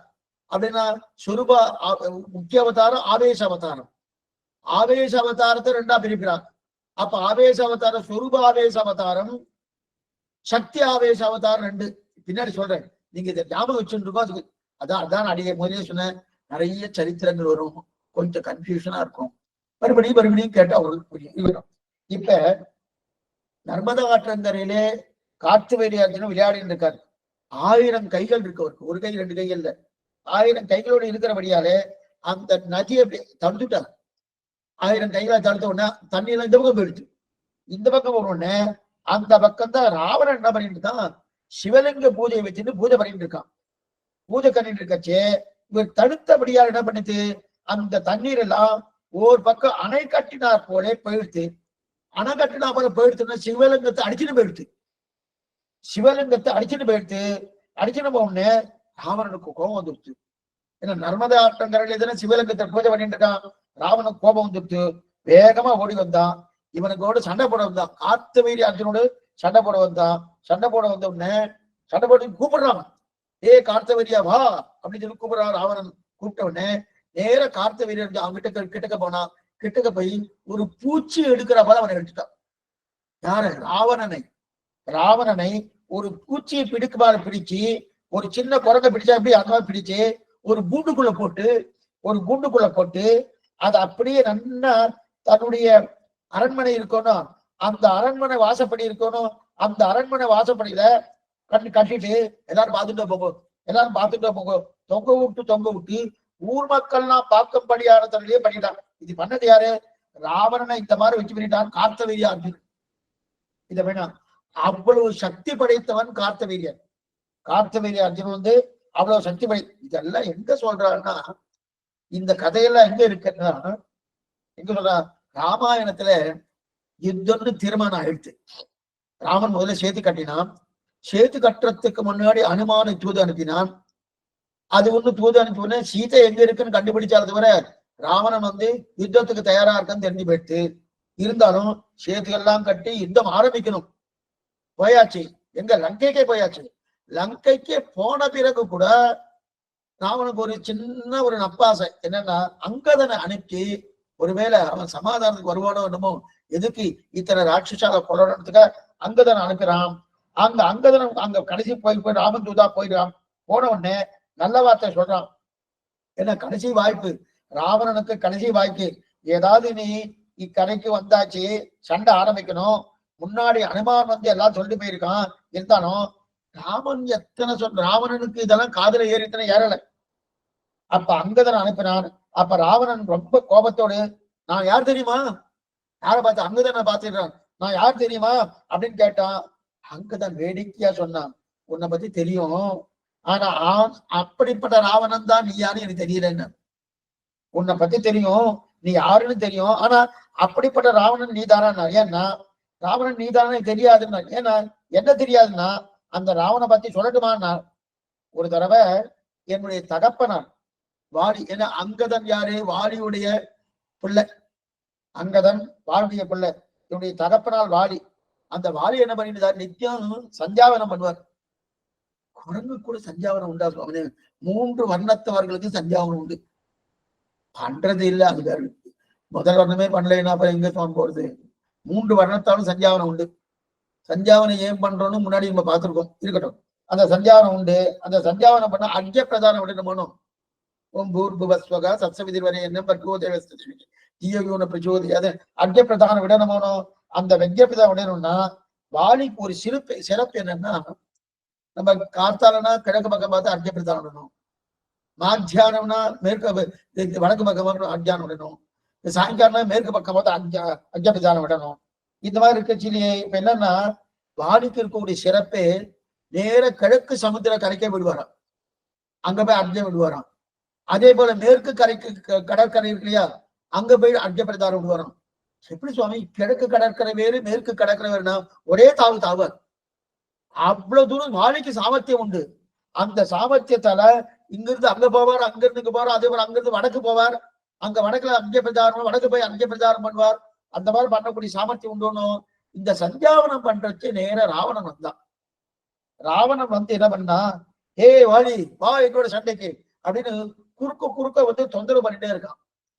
இரு கொஞ்ச நேரம் இரு, வாலி சொல்லிட்டு இருக்கா ராவணனை பார்த்து, கொஞ்ச நேரம் இரு, அவசரப்படாது, சஞ்சாவனம் பண்ணிட்டு இருக்கேன், 10 நிமிஷம் இரு, 10 நிமிஷம் சஞ்சாவனம் முடிச்சுட்டு உன்னோட பேசுறேன் அப்படின்னா, அதெல்லாம் கிடையாது. கோழையா இருக்கே நீ, கோழையா இருக்கியே, இப்பவே சண்டைக்கு வா, ஒரு நல்ல வீரனா இருந்தா உடனே சண்டைக்கு வருவானு, நீ கோழையா அப்படின்னு சொன்ன உடனே கோபம் வந்துட்டு வாலிக்கு. உடனே என்ன பண்ணார், அந்த ராவணனை இப்படி தூக்கி இந்த அக்கள் இருக்கணும், இந்த இப்படி வச்சுட்டு இப்படி கையில வச்சுட்டு அப்படியே போய் அர்க்கிய பிரதானம் பண்ணிட்டு வந்தான். அர்க்கிய பிரதானம் எல்லாம் முடிச்சுட்டு நேர தன்னுடைய இடமாக இருக்கக்கூடிய ஒவ்வொரு சமுத்திரத்துக்கு போறான். மேற்கு சமுத்திரம் என்ன, கிழக்கு சமுத்திரம் என்ன, இங்கெல்லாம் போயிட்டு வந்துட்டு நேர வாலி ஒரு சுத்தி நேர 10 நிமிஷம் சுத்தி எங்க வந்துட்டான், தன்னுடைய இடத்துக்கு வந்துட்டான். தன்னுடைய இடத்துக்கு அதுக்கு மேல ராவணா இதை பேசணும்னு சொன்னியே, கிஷ்கத்துக்கே வந்துட்டான். ராவணா ஏதோ பேசணும்னு சொன்னீங்க, என்ன பேசலான்னா இடிக்கிட்டு போயிருக்காரோ, ஒண்ணுமே பண்ண முடியல ராவணனால. என்ன பேசணும், ஒண்ணுமில்லை, நமஸ்காரம் பண்ணிட்டு போலான்னு வந்தேன்னு சொன்னான் ராவணன். அப்படிப்பட்ட ராவணனை நான் பார்த்திருக்கேன். ஆனா அந்த ராவணா நீயா? அங்கதன் கேட்கிறான், ராவணா அந்த ராவணனா நீயா அப்படின்னா, எனக்கு இன்னொரு ராவணனும் தெரியும். 2வது கதை சொல்றேன். இதெல்லாம் அங்கதன் யுத்தம் ஆரம்பிப்பதற்கு முன்னாடி ஸ்ரீராமன் சொல்லப்பட்ட கருத்து. எனக்கு அப்படிப்பட்ட ராவணன் எங்க தகப்பனாரத்துல தன்னுடைய கைக்கு இடுகளை இடுக்கி கொண்டு போய் எங்க சகப்பனார் அர்க்கிய பிரதானம் பண்ணார். அப்படிப்பட்ட ராவணனா அப்படின்னா, எனக்கு இன்னொரு ராவணனும் தெரியும். எப்படிப்பட்ட ராவணன்னா அதான் தெரியாது. யாரு? கார்த்தவீரிய அர்ஜுனன். கார்த்தவீரிய அர்ஜுனன் என்ன பண்ணா, நர்மதா ஆற்றங்கரையிலே ஏதோ லிங்க பூஜை பண்ணிட்டு இருந்தார். தீர்த்தம் வந்துடுத்து, உடனே சண்டைக்கு போனார். பூச்சியை எடுக்கிறவர் பூச்சியை எடுத்து ராவணனை கட்டி தொங்க விட்டாருன்னா, அந்த கதையை சொன்ன உடனே அப்படிப்பட்ட ராவணனை நான் பார்த்திருக்கேன். ஆனா அந்த ராவணன் நீயா ராவணா அப்படின்னு கேட்கிறான். முதல்ல இவனை வெள்ள தெருத்துக்கோ, ராவணன் சொல்றான். முதல்ல இவனை வெள்ள தெருத்துக்கோ என்ன இது சொல்லணும்டா. அப்ப அங்கதன் சொன்னது இதெல்லாம் தெரியுது இல்லையா? கார்த்தவீர அர்ஜுனன்ட்ட நீ பட்டாய், நீ சிரமப்பட்டாய். அந்த காட்டு வீரியன் யாரு தெரியுமா? அந்த காட்டு வீரியன் யார் தெரியுமா? பரசுராமன் கையிலே பட்டு கார்த்தவீரியன் பிராணமே போயிடுத்து. அந்த பரசுராமனையே ஒண்ணுமில்லாம ஆக்கினார் யாரு? எங்க ராமன். அந்த ராமனையா நீ எதிர்த்துன்னு வந்துருக்கேன்னு இது முதல் நிலை.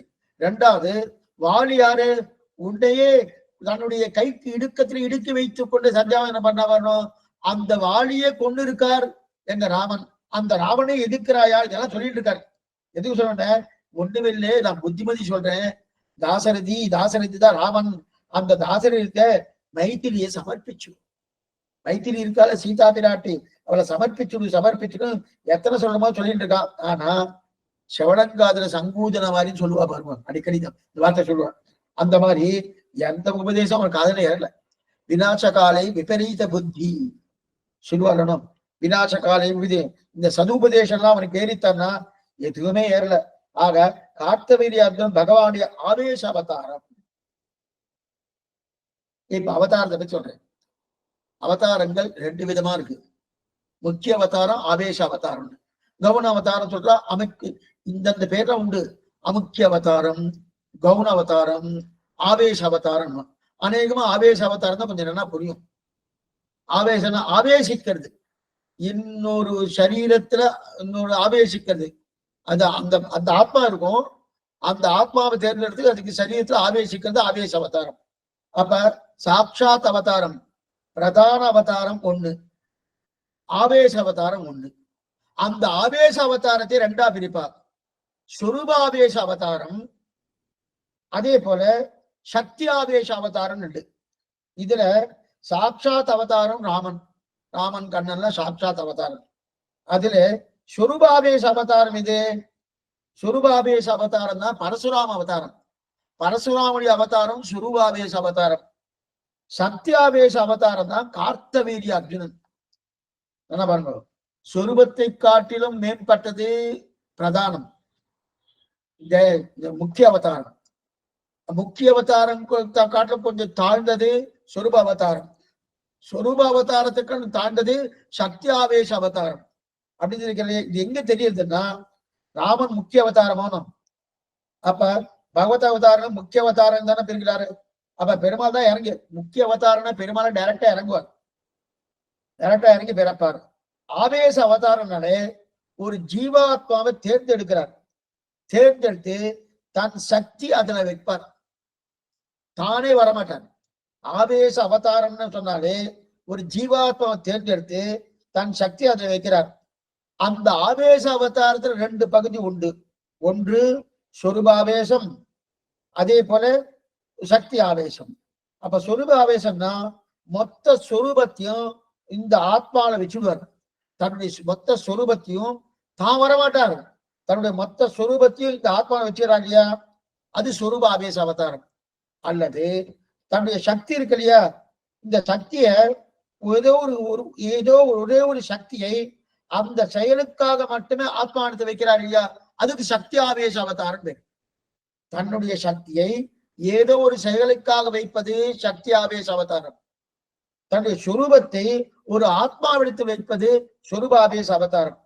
அதனால்தான் இந்த பாருங்க, அதிலும் சொரூபாவேச அவதாரம் தான் பரசுராமன், சக்தியாவேச அவதாரம் தான் கார்த்தவீரிய அர்ஜுனன் பேரு. ஆனா நேரே பலத்திலேயே வித்தியாசம் தெரிஞ்சுக்கலாம். என்ன பாருங்க, கார்த்தவீரியன் அர்ஜுனன் பரசுராமன்ட்ட தோத்துட்டான். கார்த்தவீரிய அர்ஜுனன் பரசுராமன்ட்ட தோர்த்தான். அதே பரசுராமன் ராமன்ட்ட தோர்த்தான். ஏன் சுவாமி கார்த்தவீரியன் தோர்த்தான்னா, இது ஒரு கதை, அந்த கதையை சேர்த்து சொல்லிடு. ஏன் கார்த்தவீரிய அர்ஜுனன் தோர்த்தான்னா இது ஒரு கதை. என்னன்னா, ஒரு முறை கார்த்தவீரிய அர்ஜுனன் என்ன பண்ணா, வில்லையெல்லாம் எடுத்துட்டு ராஜாக்கெல்லாம் வேட்டையாடுவா இல்லையா, வேட்டையாடுறதுக்காக போயிட்டு இருக்கான். காட்டு பெருமா வந்துட்டு இருக்கான். வந்துட்டே இருக்கச்சு அங்கதான் ஜமதக்னியுடைய ஆசிரமம், அதான் பரசுராமுடைய திருத்தகப்பனார் அந்த ஆசிரமம் இருந்தது. அந்த ஆசிரமத்துக்கு வந்தான். அந்த ஆசிரமத்துக்கு வந்தனே அப்ப பரசுராமர் இல்லை, அவர் வெளில போயிருக்காரு. ஆசிரமத்துக்கு வந்தனே அந்த ஜமதக்னி தியானத்துல இருந்தார். தியானத்தில் இருந்த பிறகு இந்த கார்த்தவீரிய அர்ஜுனுக்கு எங்கெங்கோ ஓடி ஓடி வந்திருக்காருன்னு நிறைய பசியா இருக்கிறபடியாலே கோபமும் அதிகமா வந்துட்டு, அந்தபடியால என்னன்னா இந்த கார்த்தவீரிய அர்ஜுனனை கண்டுகொள்ளவே இல்லை யார் ஜமதக்னி. தியானத்துல இருக்கார், அவர் பகவத் தியானத்துல இருக்கார். பகவத் தியானத்துல இருக்கிறபடியாலே இதை கண்டுகொள்ளவே இல்லை. இவருக்கு அபாரமான கோபம் வந்துடுத்து கார்த்தவீரிய அர்ஜுனுக்கு. ராஜா வந்திருக்கேன், இவர் ஒண்ணுமே இல்லாத ஒரு ரிஷி, இவர் ஏன் இப்படி பண்ணிட்டு இருக்காருன்னு சொல்லி கோபம் வந்துடுத்து. கோபம் வந்த உடனே என்ன பண்ணார், அப்படியே சுத்தி முத்தி பார்த்தார். அங்க பக்கத்துல காமதேனு நின்று இருக்கு, பக்கத்துல காமதேனு நின்று இருக்கு. அப்ப ஜமதக்னி ஆசிரமத்துல காமதேனு இருந்தது இல்லையா? காமதேனு ராஜாக்கள்கிட்ட இருக்கணும், ரிஷிட்ட ஏன் இருக்கிறது? ஏன்னா காமதேனு கேட்டதெல்லாம் கொடுக்க போனோம். அப்ப காமதேனு யார்கிட்ட இருக்கணும்? ராஜாக்கள்கிட்ட இருந்தா பிரஜைகளுக்கு உபயோகப்படுத்தணும். அதை விட்டு ரிஷிட்ட இருந்தா என்ன பிரயோஜனம்? ஒரு பிரயோஜனம் இல்லையேன்னு உடனே தன்னுடைய வேலை ஆட்கள்லாம் இருக்காளணும், அந்த வேலை ஆட்களுக்கு அப்படி இந்த காமதேனை அழிச்சுட்டு போகும், இழுத்துட்டு போகும் அப்படின்னு சொல்லிட்டு இழுத்துட்டு போயாச்சு. அந்த ஆணை விட்ட உடனே ஜமதக்னி முனிவரை அவமரியாதை பண்ணிட்டான். புறப்பட்டு தன்னுடைய பட்டணத்துக்கு போயிட்டான். தன்னுடைய ஊர் ஏதோ அந்த ஊரத்துக்கு போயாச்சு. பரசுராமன் இப்ப திரும்ப வந்தார். எங்க ஜமதக்னி தான் தகப்பனார். அந்த ஜமதக்னி ஆசிரமத்துக்கு திரும்ப வந்தார். வந்து பார்த்த உடனே தெரியறது, ஒவ்வொன்றும் தெரியாது. தன்னுடைய தந்தையாரை கார்த்தவீர அர்ஜுனன் அவமானப்படுத்தினான்னு நன்னா புரிஞ்சு போயிடுத்து. புரிஞ்சு போன உடனே நேர கையில அந்த இருந்த கோடாரி எடுத்துட்டார். பரசுராமன்னா கோடாரி இருக்கு இல்லையா, அந்த கோடாரி எடுத்துட்ட ஒரே கோபம். பரசுராமன்னு சொன்னானே சுவாமி பரசுராமன் வெடிக்கிறேன்னு சொல்லுவான். பரசுராமனை போற வெடிக்கிறீங்களே அப்படின்னா, பரசுராமன்னு சொன்னாலே கோபம். இந்த வேதாந்த தேசிக தெரிவர் ரோஷராமான்றார். பரசுராமனுக்கு என்ன பேருன்னா ரோஷராமா அப்படின்னு தெரிவிக்கிறார் இல்லையா? அதே அவரே இன்னொன்று சொல்லியிருக்காரு, கருணா காகுஸ்தா. இது தாசரதி ராமன்.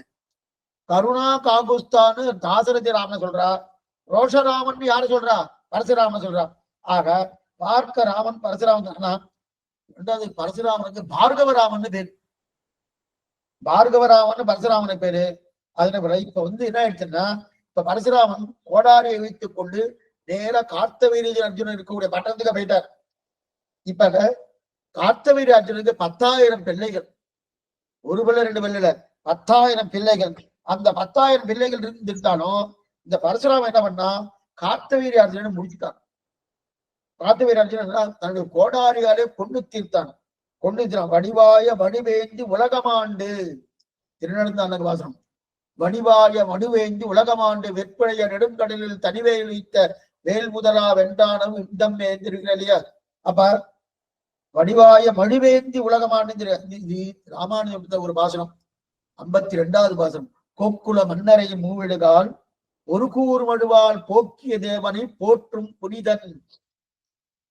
கோக்குல மன்னரை மூவிடுகால் கார்த்தவீரியன் இப்ப அழிஞ்சுட்டான். அழிஞ்ச உடனே அவ பிள்ளைகள்லாம் இருக்கா இல்லையா? 10,000 பேர் பிள்ளைகள், ஒருத்தர் ரெண்டு பேர்ல 10,000 பேர் எதிர்த்து வந்தான். அந்த 10,000 பிள்ளைகள் கொண்டு வந்துட்டான். 21 தலைமுறைகள். கோக்குல மன்னரை மூவழுகால் ஒரு கூர் மழுவால் போக்கிய தேவனை போற்றும் புனிதன். 21 தலைமுறைக்கு சத்திரைகளை இல்லாம தலையை அறுத்தான் பரசுராமன். இத்தனைக்கும் பிராமணன் சத்திரியனுக்கு உண்டான தன்மை வந்துருத்தோணும். எதனால வந்தது?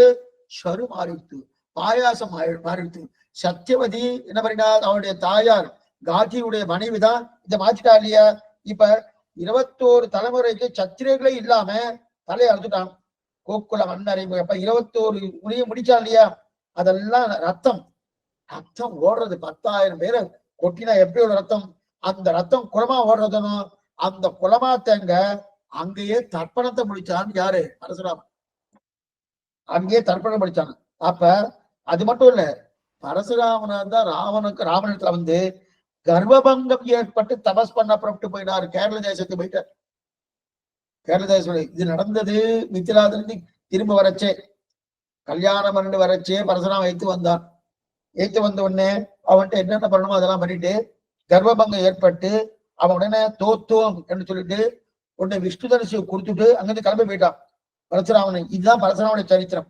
ஆக ஒரு பக்கம் 7 தலைமுறைக்கு என சத்திரைகளை அழித்தது யாருன்னா பரசுராமன் தான். இத்தனையும் பிராமணோத்தமன், பிராமணனா அர்த்தம். இன்னொரு பக்கம் இவருடைய தாயார் ரேணுகா தேவி இருக்கா, இது ஒரு சரித்திரம். தாயார் ரேணுகா தேவி இருக்கியா, ரேணுகா தேவியுடைய தலையை அறுத்துட்டோம். தாயார் தலையை அறுக்கலாமா? இதுவும் பகவத் அவதாரம் தான். பரசுராமுடைய அவதாரம் பகவத் அவதாரம், கார்த்தவீரியார்ஜுனும் பகவத் அவதாரம், அதே போல சாட்சாத் ராமாவதாரம் பகவத் அவதாரம். ஆனா சக்தி ஆவேச அவதாரம், சுரூபாவேச அவதாரம், சாட்சாத் அவதாரம் 3 பார்த்தோம் இருக்கட்டும். இப்ப ரேணுகா தேவி தலையெடுத்த நான் ஒண்ணுமே இல்லை. ஒரு நாள் டவன்னா இந்த ரேணுகா தேவி ஆராதனை பண்ணன்றதுக்காக தண்ணீர் கொண்டு வரணுன்றதுக்காக என்ன பண்ணா, இங்க இருந்து குளத்துக்கு போனா, ஆசிரமத்துல இருந்து குளத்துக்கு போயிருக்கா. குளத்துக்கு போயிருக்கச்சே அந்த குளத்தங்கரையில ஒரு கந்தர்வனும் ஒரு அப்தரஸ்ரீயும் 2 பேரும் ஆடிண்டு பாடிண்டு ஆனந்தமா விளையாடிட்டு இருக்கா. ஆனந்தமா அவ என்ன பண்றா, அவ அப்படியே ஒருத்தர் அணவடிச்சுட்டு கொண்டு அந்த மாதிரி இருந்துட்டு இருக்கா. அத ஒரு நிமிஷம் பார்த்துட்டா யாரு, ரேணுகா தேவி. அத ஒரு நிமிஷம் பார்த்துட்டா. பார்த்தபடியால எனக்கு சபல புத்தி வந்துட்டு, சபல புத்தி வந்தபடியாலே தாமசமாயிடுத்து. தாமசமானபடியாலே குடத்திலிருந்து தண்ணீர் கொண்டு வரல. அதே ஞாபகார்த்தமா அப்படியே தண்ணீர் கொண்டு வர முடியல, கொண்டு வர முடியாதபடியில அப்படியே குடமும் வீணா போயிடுத்து. தானும் வந்த உடனே இப்ப இவருடைய பர்த்தா யாரு, பரசுராமுடைய தகப்பனார். பரசுராமுடைய தகப்பனார் ஜமதக்னி இல்லையா, அந்த ஜமதக்னி பார்த்துட்டார். முகத்தை பார்த்த உடனே புரிஞ்சுட்டார். ஓ, ரேணுகாதேவி முகத்தை பார்த்த உடனே, ஏ பெண்ணே என்ன காரியம் பண்ணிட்டு இருக்க, ஏன் இந்த மாதிரி வந்துட்டு இருக்க அப்படின்னு கண்டுபிடிச்சிட்டார். ஓ, இந்த ரிஷி கண்டுபிடிச்சிட்டார், ஜமதக்னி கண்டுபிடிச்சிட்டார். பெண்ணே தீர்த்தம் கொண்டு வரலையே, ஏன் கொண்டு வரலன்னு கோபமா கேட்டார். கோபமா கேட்டா அவ என்ன பண்ணுவா, அவ வேற ஒரு நிலையில இருந்துட்டு இருக்காளே. என்ன நிலையில இருந்துட்டு இருக்கா, அங்க இருக்கிற கந்தர்வர்கள்னு அப்சரஸ்ரீகள்னு அவ ஆட்டம் பாட்டத்துல இருந்துட்டு இருக்கானோ அதே ஞாபகத்துல இருந்துட்டு இருக்கா. கோபம் வந்துட்டு உடனே அந்த கோபம் வந்து உடனே உண்மை தெரிஞ்சு போயிடுச்சு. அந்த கந்தர்வனையும் அப்சரஸ்ரீகளும் பராக்கு பார்த்துட்டே இருந்திருக்க. அதனாலதான் உன்னால தீர்த்தம் கொண்டு வர முடியல. இதை உன்னை சபிக்கிறேன் பார் அப்படின்னு சபிக்க ஆரம்பிச்சார். என்ன சபிக்கிறார்னா, பரசுராமனுடைய கூட நிறைய பேர் பறந்துருக்கா. அந்த கூட பறந்து நிறைய பேர் கூட பறந்துருக்காருன்னு சகோதரர்கள், பிரதர்ஸ். அவளை பார்த்து சொல்றா, உன் தாயாவுடைய தலையை வெட்டுடு அப்படின்னு சொல்லிட்டார். யாரை பார்த்து, பரசுராமன்ட்ட முதல்ல சொல்லல. பரசுராமன்ட்ட சொல்லாம பரசுராமனோட கூட பிறந்திருக்காரோ ஜமதக்னி தான் தகப்பனார், ரேணுகா தேவி தான் தாயார். அந்த ரேணுகா தேவியுடைய தலையை வெட்டுடு அப்படின்னு தன்னுடைய பிள்ளையாக இருக்கக்கூடிய அவட்டா சொல்றா. ஒருத்தரம் வெட்டல, பேசாம நின்றுட்டு இருக்கா. தாயார் தலையை வெட்டுறதா மகா பாபமாச்சே, தாயார் தலை வெட்டுறதா அப்படின்னு சொல்லி எல்லாரும் அப்படியே அம்மா தலையை வெட்டலாமா அப்படின்னு பார்த்துட்டு இருக்கா. பார்த்துட்டு இருக்கச்சே இப்ப ஜமதக்னி பாக்குறாரு. நேரா பரசுராமன் பாக்குறாரு. பரசுராமனை பார்த்து ஆணையிடுறாரு, ஏ பரசுராமா, நீ உன்னுடைய தாயார் தலையை வெட்டுடு, தாயார் தலை வெட்டுடுன்னு சொன்னார். உடனே கோடாரி எடுத்தாரு, வெட்டிட்டார். பரசுராமன் என்ன பண்ணார், உடனே கோடாரி எடுத்து வெட்டிட்டார். வெட்ட உடனே ரத்தம் சொட்டுறது, தலை துண்டா போயிடுத்து, ரத்தம் சொட்டிட்டு இருக்கு. ரத்தம் சொட்டிட்டு இருக்கச்சே எல்லாம் இப்பொழுது போய் தாயாரை வெட்டலாமான்னு எல்லாம் யோசிக்கிறார். ஆனா யோசிக்க மீதி பிரதர்சனம் இருக்காளணும், மீதி சகோதரர்கள் இருக்காளணும். அந்த சகோதரர்களா என்ன பண்றா, யோசிக்கிறா. நம்மகிட்ட சொன்னா தகப்பனார் நாம வெட்டவே இல்லை, பரசுராமன்ட்ட சொன்ன வெட்டிட்டாரே அவ யோசிக்கிறா. யோசிச்சுட்டு இருக்கும்போது நேரா ஜமதக்னி கிட்டக்க வந்தார். நான் சொன்னேன்றதுல வெட்டிடியா? ஆமாம் தகப்பனாரே, என்ன ஆச்சரியம், நான் சொன்னேன்றதுக்கு பண்ணிடா. ஏனோ உனக்கு என்ன வேணும் கேளு, நான் கொடுக்குறேன். உனக்கு என்ன வேணும் கேளு, ஒரு வரத்தை கேளு, அந்த வரம் நான் கொடுக்கிறேன்னு. என்ன வரம் வேணுமாலும் கேளு, நான் உனக்கு தரேன் அப்படின்னு சொன்னார். அப்ப பரசுராமன் பிரார்த்திக்கிறார் தன் தகப்பனார் ஜமதக்னியை பார்த்து, தாயார் இடத்துல ஒரு கோபம் இருந்ததோனோ அந்த கோபத்தை விடணும். அது மட்டும் இல்ல, இறந்த அந்த தாயார் இருக்காளையா, அவன் மீண்டு வரணும். இத பிரார்த்திக்க அவர் அப்படியே சொன்னபடியே அதை பண்ணிடலாமேன்னு சொல்லி அத்தையும் பண்ணார். ஆகா, தன்னுடைய அன்பையும் வெளிப்படுத்தினார். அதே நேரத்தை போன தாயார் மீண்டும் கொண்டு வந்தார் இல்லையா. இந்த இரண்டும் பரசுராமனுடைய கதையா நன்னா தெரிஞ்சு கொள்ளும். ஏன்னா எதுக்கு சொல்ல வந்தேன்னா, பரசுராமனுக்கு இருக்கக்கூடிய தன்மை, இந்த தன்மை எல்லாம் எதிர தெரிவிக்கிறார், பாகவதத்தை, ஸ்ரீமத் பாகவதத்தை தெரிவிக்கிறார். சரி, இதோடு சந்திரவம்சத்துல பரசுராமனுடைய விஷயம் பார்த்துட்டோம். இனிமே அதுல சந்திரவம்சத்துல நகுஷன் பிறந்தார். அடுத்த சரித்திரம் அடிய சுருக்கமா தான் பண்ணிட்டு இருக்கேன். விஸ்வாமித்திர சரித்திரம் பார்த்துட்டோம். சரு மாறினபடியாலே சத்திரனே பிராமண தன்மையோடு வந்துட்டான், பிராமணனே சத்திர தன்மையோடு வந்தான். எதனால? சரு பாயாசம் மாறினபடியால அந்த சரித்திரம் முடிஞ்சிருச்சு. அதுக்கப்புறம் இந்த சந்திர வம்சத்திலே நகுஷன் ஒரு ராஜா, அந்த ராஜா பிறந்தார். அந்த நகுஷனுக்கு தான் யயாதி பிறந்தார். யயாதி கேள்விப்பட்டுக்கணும். யயாதி யயாதிக்குத்தான் மூத்த பிள்ளைக்கு, யயாதியோட மூத்த பிள்ளைக்கு யதுன்னு பேரு, கடைசி பிள்ளைக்கு தான் புருன்னு பேரு. நகுஷன் அந்த அதாவது சந்திரவம்சம். இந்த சந்திரவம்சத்துல நிறைய தலைமுறைகள் போயிடுத்து. இப்ப ஜமதக்னியுடைய தலைமுறைகள் போய் அது அந்த அந்த யுகமே போயிடுத்து. அது திரேதாயுகம். அந்த திரேதாயுகம் போய் மேற்கொண்டு இப்ப துவாபரிகம் வந்துடுச்சு. துவாபரிகம் அதே, ஆனா அதே பரம்பரை வந்துட்டு இருக்கு. பரம்பரை வந்துட்டு இருக்கச்சே அந்த சந்திரவம்சத்திலேயே யார் பண்ணா? நகுஷன் பிறந்தான். அந்த நகுஷனுக்கு யயாதி பிறந்தா. அந்த யயாதியுடைய மூத்த பிள்ளைக்கு யதுன்னு பேரு, கடைசி பிள்ளைக்கு புருன்னு பேரு. புருன்னு பேரு. இனிமேதான் இந்த சரித்திரம் வரப்போறது. அந்த இந்த பாருங்க, இந்த யது மகாராஜாவுடைய வம்சத்தை தான் கண்ணன் அவதாரம் பண்ணான். யது மகாராஜன் வம்சத்தை தான் கண்ணனை அவதாரம் பண்ணான். அந்த புருடைய வம்சத்தை தான் துஷ்யந்தன் பிறந்தான். துஷ்யந்தன் கேள்விப்பட்டிருக்கணும். துஷ்யந்தன் புருடைய வம்சத்தை தான் துஷ்யந்தன் பிறந்தான். துஷ்யந்தன் பிறந்தான், பரதன் பிறந்தான். பாண்டவர்களே அத்தனை பேரும் அங்கதான் பிறந்தான். குருவுடைய வம்சத்துல தான் பாண்டவர்கள் பிறந்தார். அதே யதுவுடைய வம்சத்துல தான் கண்ணன் பிறந்தான். யது மகாராஜ் பாருங்க, தகப்பனார் 2 பேருக்குமே யயாதி தான். அந்த யயாதி தகப்பனார், அந்த யயாதி தகப்பனாரா இருந்தாலும் அதுல மூத்த பிள்ளைக்கு யதுன்னு பேரு, கடைசி பிள்ளைக்கு புருன்னு பேரு. புருவுடைய வம்சத்தவர்கள் தான் யாரு? பாண்டவர்கள். யதுவுடைய வம்சத்தவர் யாரு? கண்ணன்.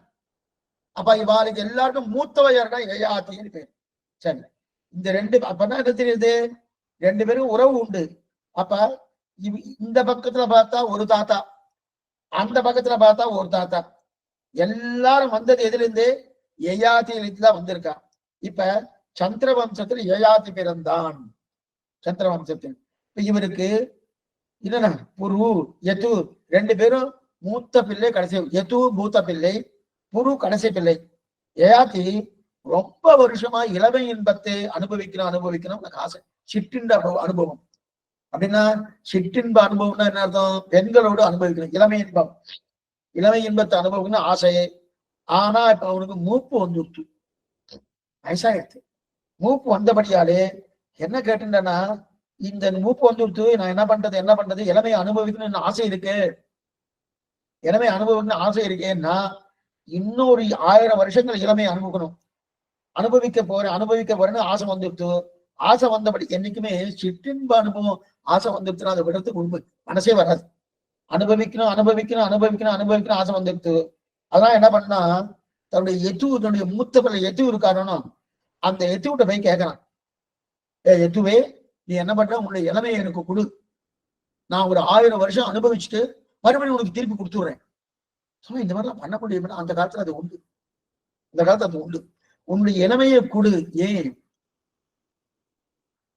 ஆள வந்தாரே ராசக்கிரீடன்னு பின்னாடி ஒரு கட்டி, அந்த ராசக்கிரீட கட்டிய யாரும் கொடுத்திருக்காரு?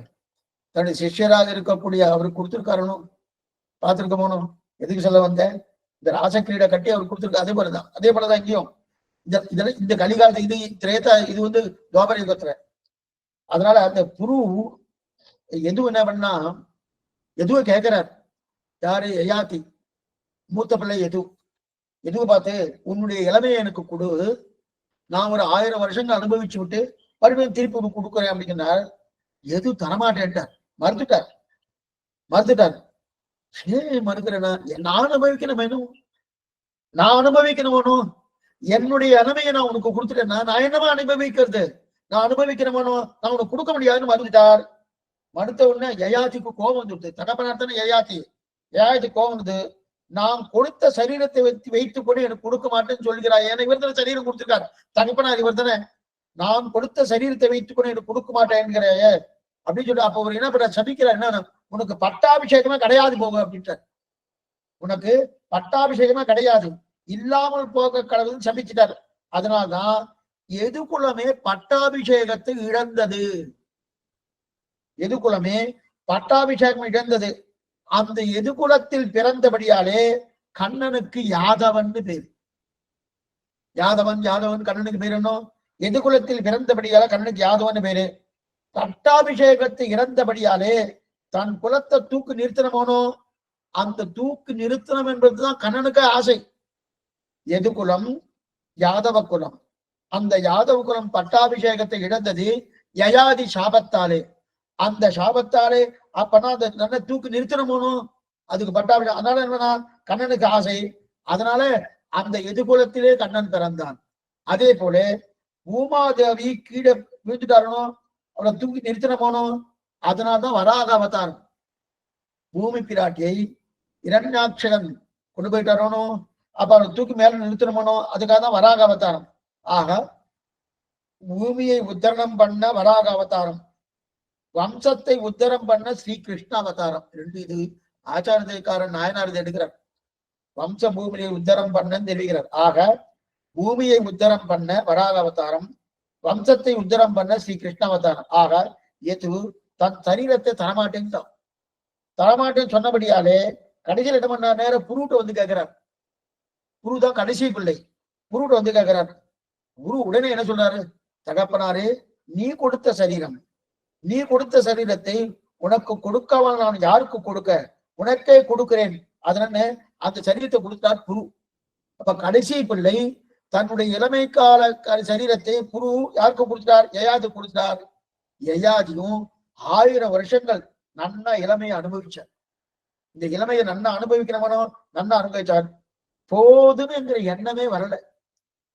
போதும் என்கிற எண்ணமே வரல. ஏன்னா நாம என்ன நினைக்கிறோம்? சிலதெல்லாம் அனுபவிச்சு முடிச்சுட்டோம்னா அந்த ஆசை போயிடும்னு நினைக்கிறோம். தவறான கருத்து, தவறான கருத்து. இப்ப நெருப்பு எரிஞ்சுட்டு இருக்கு, நெருப்பு எரிஞ்சுட்டு இருக்கு சுவாமி, அதை அணைக்கணுமா? ஆமா சுவாமி, நெய்ய ஊத்துங்க அணைஞ்சிடும். அணையுமா? அணைய தண்ணியை ஊத்தினா அணையும். நெய்ய ஊத்தினா அணையுமான்னா, நெய்ய ஊத்தினா திக்கு திக்கு திக்குன்னு நல்லா எரிய போடுதணும். அதே போல இந்த காமம் இருக்கே, காமம், அந்த காமம் என்ன காமம்? உலக காமம், கிருஷ்ண காமம் அல்ல. இந்த உலக காமம் இருக்கே, அது அணையுமான்னா அணைவேது. அது அனுபவிக்க அனுபவிக்க அனுபவிக்க அனுபவிக்க மேலும் மேலும் மேலும் மேலும் மேலும் மேலும் மேலும் திருத்தம் அப்படின்னு சொல்றது இல்லையா? அந்த மாதிரி இருக்கு. அப்ப தண்ணி அது ஏன்னா அந்த மாதிரி ஆயிடுச்சு. அத போல காம பக்தி காமத்தை கொடுக்க போனா அணையாது. நன்றா அனுபவிச்சு விட்டோம் போதும் நிறுத்தினா நிறுத்த முடியுமானா நிறுத்த முடியாது. ஏன் ஆகும்னா ரெட்டிப்பாக ஆகும். இன்னும் அனுபவிக்கணும், இன்னும் அனுபவிக்கணும், இன்னும் அனுபவிக்கணும் இல்லையா? அதே நிலைதான் இப்ப யாருக்கு? யயாதிக்கு 1000 வருஷம் அனுபவிச்சான். இன்னும் அனுபவிக்கணும், இன்னும் அனுபவிக்கணும், இன்னும் அனுபவிக்கணும் அப்படின்னு வந்துடுத்து. 1000 வருஷம் அனுபவிச்சது போதும்ங்கிற புத்தி வரலையே. புத்தி வரல. இப்பதான் புரிஞ்சுட்டான் யயாதி. என்ன புரிஞ்சுட்டான்னா, ஓ, இந்த தேக சுகம் நித்தியம் இல்ல, இது அனித்தியமே, ஆத்ம சுகம்தான் நித்தியம். கொஞ்சம் கொஞ்சமா புரிஞ்சுட்டான். இருந்தாலும் புருட்டம் தான் சரி, இளமையை வாங்கிட்டான். வாங்கிட்டு 1000 வருஷங்கள் அனுபவிச்சிருக்கான். அனுபவிச்சாலும் தனக்கு இப்பதான் கொஞ்சம் கொஞ்சமா புத்தி வருது. ஓ, இந்த தேக சுகம் அனித்தியமா இருக்கு, ஆத்ம சுகம் தான் நித்தியம். நான் எதற்காக இந்த சிற்றின்பத்துல போறோம்? பகவத் அனுபவம் தானே சிறப்பானது அப்படின்னு குருவை கூப்பிட்டான். குருவை கூப்பிட்டு, ஏ குருவே, உனக்கு நான் திருப்பி கொடுத்துடுறேன், இந்த இளமையை உனக்கு திருப்பி கொடுத்துறேன், எனக்கு போதும், இனிமே இந்த சரீரம் வேண்டாம் அப்படின்னு சொல்லி இதை வெட்ட துறந்து என்ன பண்ணா, வானப்பிரஸ்த ஆசிரமத்துக்கு அடைந்தார். வானப்பிரஸ்தம்னா 4 ஆசிரமங்கள்: பிரம்மச்சரியம், கிரகஸ்தம், வானப்பிரஸ்தம், சந்நியாசம். 4 ஆசிரமங்கள். பிரம்மச்சரியம்னா கல்யாணம் ஆகிறதுக்கு முன்னாடி படிக்கக்கூடிய காலம் பிரம்மச்சரியம் பேரு. கிரகஸ்தன்னா கல்யாணமாகி தன் மனைவியோடு தான் குடும்பம் நடத்திக் கொண்டு பிரம்மத்தை தேடுவது கிரகஸ்தன். வானப்பிரஸ்தம்னா, வானப்பிரஸ்தம் அநேகமா சன்னியாசிக்கு உண்டான தன்மை இருக்கும், ஆனா சன்னியாசி கிடையாது. இந்த நாட்டுல இல்லாம காட்டுல போயிட்டு இலை தழைகளை அங்கேயே இருந்து கொண்டு காட்டு வாழ்க்கை வாழறணும். அப்படின்னா ஆச்சரியமாக இருக்கக்கூடிய இந்த நாட்டு இந்த பட்டத்து வாழ்க்கை வாழாமல் ஏதோ கிராமத்து வாழ்க்கைன்னு வச்சுக்கோமே, அந்த வாழ்க்கை வாழறணும். அதுதான் வானப்பிரஸ்தக. அந்த வானப்பிரஸ்தத்துக்காக போயிட்டார்.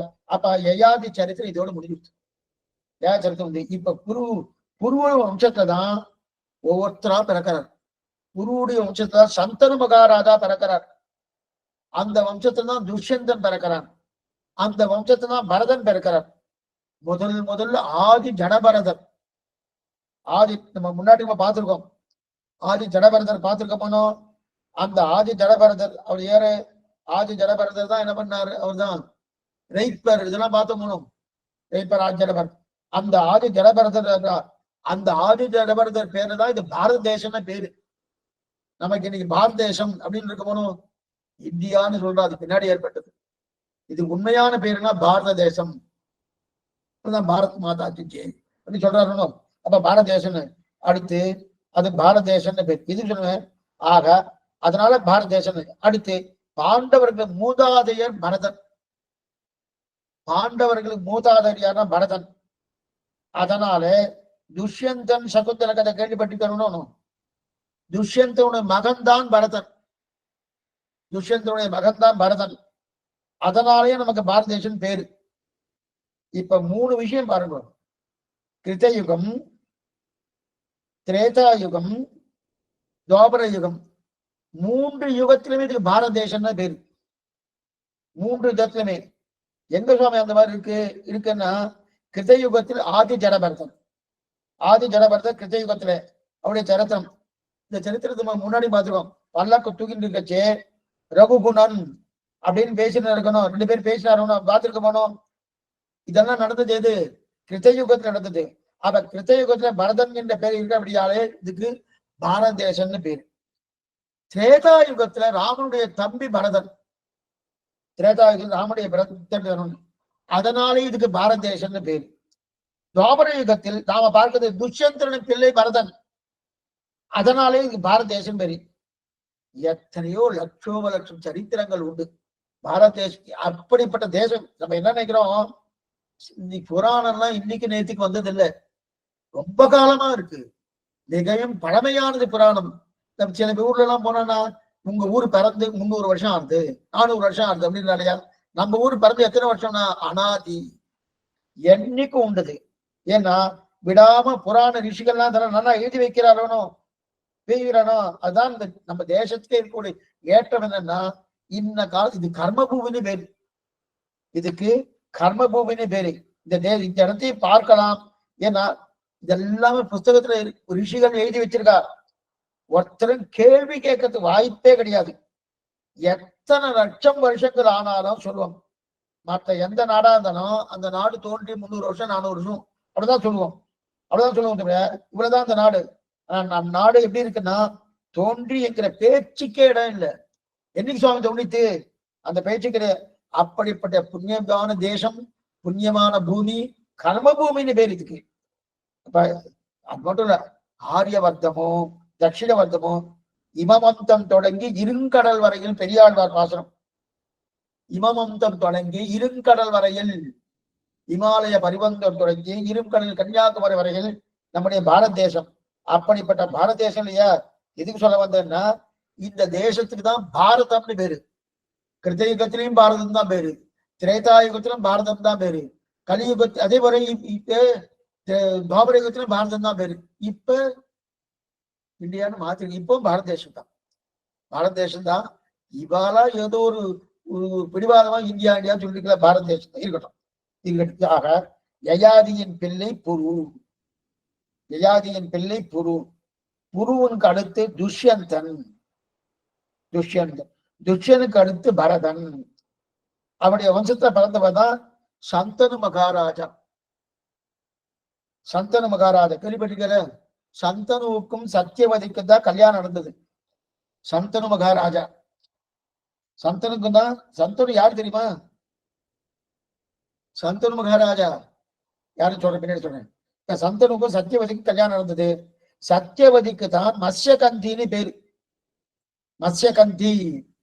மத்ஸ்யகந்தின்னு யாருக்கு பேரு? சத்தியவதிக்கு தான் பேரு. ஏற்கனவே மத்ஸ்யகந்திக்கும் பராசர மகரிஷிக்கும் தான் வேதவியாசன் பிறந்திருக்கார். சுவாமி வேத அப்பனா அப்ப சந்தன மகாராஜா மறுபடியும் எப்படி சுவாமி கல்யாணம் பண்ணிட்டாரு? இது என்னன்னா இது என்ன கொஞ்சம் இதுவும் கொஞ்சம் குழப்பமான விஷயம்தான். அங்க பரசுராமன் விஸ்வாமித்திரன் குழம்பித்தோ, ஆனா சரியா போயிடுது. ஒன்னும் சிரமம் ஒண்ணும் இல்லை. அதே போல இங்கே கொஞ்சம் குழப்பம் இருக்கு. இப்ப மத்ஸ்யகந்தின்னு சொன்ன போனோம். அதாவது சத்தியவதி. சத்தியவதி தான் மத்ஸ்யகந்தி. அந்த சத்தியவதிக்கும் பராசர மகரிஷிக்கும் பிறந்தவர் தான் யாரு? வேதவியாசர். அப்படின்னா மத்ஸ்யகந்தி இருக்கு இல்லையா, அவ கன்னியா இருக்கும் போதே பகவத் அனுகிரகத்தால வேதவியாசர் பிறந்தார். அவர் கன்னியா இருக்கும் போதே பராசர மகரிஷியுடைய அனுகிரகத்தாலே, பகவத் அனுகிரகத்தாலே வேதவியாசர் பிறந்தார். அதன் பிறகுதான் அவள் கன்னியே ஆனாள். அதன் பிறகு மத்ஸ்ய கன்னியைக்கும் சந்தனு மகாராஜாவுக்கும் குழந்தை பிறந்தது. அந்த சந்தனு மேலும் கங்காதேவி ஆசைப்பட்டார். கங்காதேவி ஆசைப்பட அவர்களுக்கு பிறந்ததுதான் காங்கேயன்னு பேரு. அந்த காங்கேயன் தான் பீஷ்மர். பீஷ்ம பிரதிஜன் கேள்விப்பட்டிருக்கோமோ? பீஷ்ம பிறந்த யாருக்கு? சந்தனு மகாராஜாவுக்கும் கங்காதேவிக்கும் பிறந்தவர் தான் காங்கேயன். இது சந்தனுக்கு ஒரு பக்கம் கங்காதேவியோட கல்யாணம், சந்தனுக்கு இன்னொரு பக்கம் சத்தியவதி மத்ஸ்யகந்தியோட கல்யாணம். அததான் சத்தியவதிக்கு சந்தனுக்கு கல்யாணம் நடக்கணும்னாலே இந்த பாருங்க, முதல்ல கங்காதேவியோட கல்யாணம் நடந்துட்டு, கல்யாணம் நடந்த உடனே பீஷ்மர் பறந்துட்டார். பறந்ததுக்கு அப்புறம் தான் சத்தியவதிக்கும் சந்தன மகாராஜுக்கும் கல்யாணம் நடக்கணும்னாலே சத்தியவதி ஒரு விதி போடுறான். என்ன விதி? நான் கல்யாணம் பண்ணிண்டா, ஏன்னா இப்ப சந்தனு மகாராஜாவோட பிள்ளை யாரு? பீஷ்மர். இப்ப சந்தனு மகாராஜா முடிஞ்ச உடனே பீஷ்மர் தான் ராஜ்ய பரிபாலம் பண்ணணும். ஆனா இப்ப சந்தனு மகாராஜா என்ன பண்றார்? சத்தியவதியை கல்யாணம் பண்ணிக்கிறது ஆசைப்படுறார். ஆனா சத்தியவதியை கல்யாணம் பண்ணிக்கிறதுக்கு ஒரு விதி போடுறார். நான் கல்யாணம் பண்ணிட்டா என் பிள்ளைக்கு தான் பட்டம் கட்டணுமே தவிர ஏற்கனவே இருக்கக்கூடிய பிள்ளைக்கு பட்டம் கட்டக்கூடாது அப்படின்னு ஒரு விதி போடுறார். அப்பதான் பீஷ்ம பிரதிஜை பண்றார், நான் கல்யாணமே பண்ணி கொள்ள மாட்டேன், பிரம்மச்சாரி. இதுதான் பீஷ்ம பிரதிஜைன்னு பேரு. பீஷ்மர் ஏன்னா தன்னுடைய தகப்பனார் யார கல்யாணம் பண்ணிக்கிறோம்? சத்தியவதியை கல்யாணம் பண்ணிக்கிறோன்றதுக்காகத்தான். அதனால என்ன, மத்ஸ்யகந்தி அவளை கல்யாணம் பண்ணி கொள்ளணுன்றதுக்காகத்தான் நான் கல்யாணம், நான் என்ன வச்சு நான் என்ன பண்ணிட்டேன்? கல்யாணம் பண்ணிட்டா தானே நான் ராஜ்ய பரிபாலம் பண்ணும், நான் பிரம்மச்சாரியா இருக்கிறேன் அப்படின்னு என்ன பண்றாரு? இவர் பிரதிஜை பண்றாரு. அதனாலதான் பீஷ்ம பிரதிஜை, கோர பிரதிஜை. அந்த பீஜம், அந்த பிரதிஜை நடந்த பிறகுதான் சத்தியவதிக்கும் சந்தனுக்கும் கல்யாணம் நடக்கிறது. நடந்த உடனே அந்த அவளுக்கு பிறந்ததான் விசித்திர வீரியன்னு பேரு. கிட்டத்தட்ட வந்துட்டோம், பாண்டவா கிட்டக்க வந்துட்டோம். விசித்திர வீரியன்னு பேரு. அந்த விசித்திர வீரியன்னு பிறந்தான்.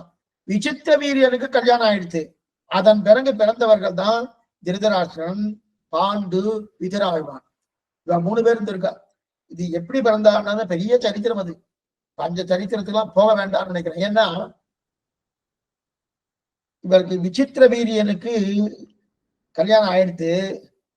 ஆனா கல்யாணம் ஆயிடுத்தே தவிர விசித்திர வீரன் கிளம்பி போயிட்டான். ஆனா பாரியா இருக்கா. பாரியா இருக்க என்ன பண்ணா? அதான் என்ன பண்ணாரு? பீஷ்மர் வேதவியாச அனுகிரகத்தால பிறந்தவாதான் யாரு? திருதராஷ்டிரனும் பாண்டு விதிராழ்வாரும். அம்பை, அம்பாலிகா, அம்பிகா அப்படின்னு 3 பேர். பீஷ்மர் வேற தேசத்துக்கு போய் போரிட்டு அவன் 3 பேர் ஐஷன் வந்தா. ஐஷன் வந்த உடனே அதுல ஒருத்தி கோவிச்சுன்னு போயிட்டா. 2 பேருக்கு கல்யாணம் ஆயிடுத்து. ரொம்ப நாளா புத்திரபாகியம் இல்லை. புத்திரபாகியம் இல்லாதபடியாலே வியாசருடைய அனுகிரகத்தாலே அவருடைய அருளை பெற்றபடியாலே அப்பதான் திருதராஷ்டிரன் பிறந்தான், பாண்டு மகாராஜா பிறந்தார், விதிராழ்வன் பிறக்கிறான். 3 பேர் பிறக்கிறான்.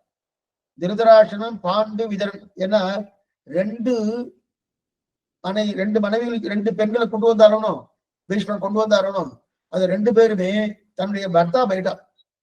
போனபடியாலே பர்த்தாவாலே ஒன்றும் பண்ண முடியாதபடியாலே வியாசரை விட்டு சத்தத்தை விருத்தி பண்ணணுன்றதுக்காக வியாசரை கூப்பிடுறா. அந்த வியாசரை பார்த்தாலே ஒரு மாதிரி அசிங்கமா இருந்தா. ரிஷி எப்படி இருப்பாரு? ஒரு அழுக்கம் இதுவா இருக்கிற பார்த்தாலே வாங்கி வர மாதிரி இருக்கு. உடனே என்ன பண்ணா? கண்ணை மூடின்ட்டா. இந்த பெண் என்ன பண்ணா? அம்பாலிகா, அம்பிகா இது கண்ணை மூடிட்டா. கண்ணை மூடினா வியாசரை பண்ண வேண்டியதை பண்ணிட்டு ஒரு கிளம்பி போயிட்டார்.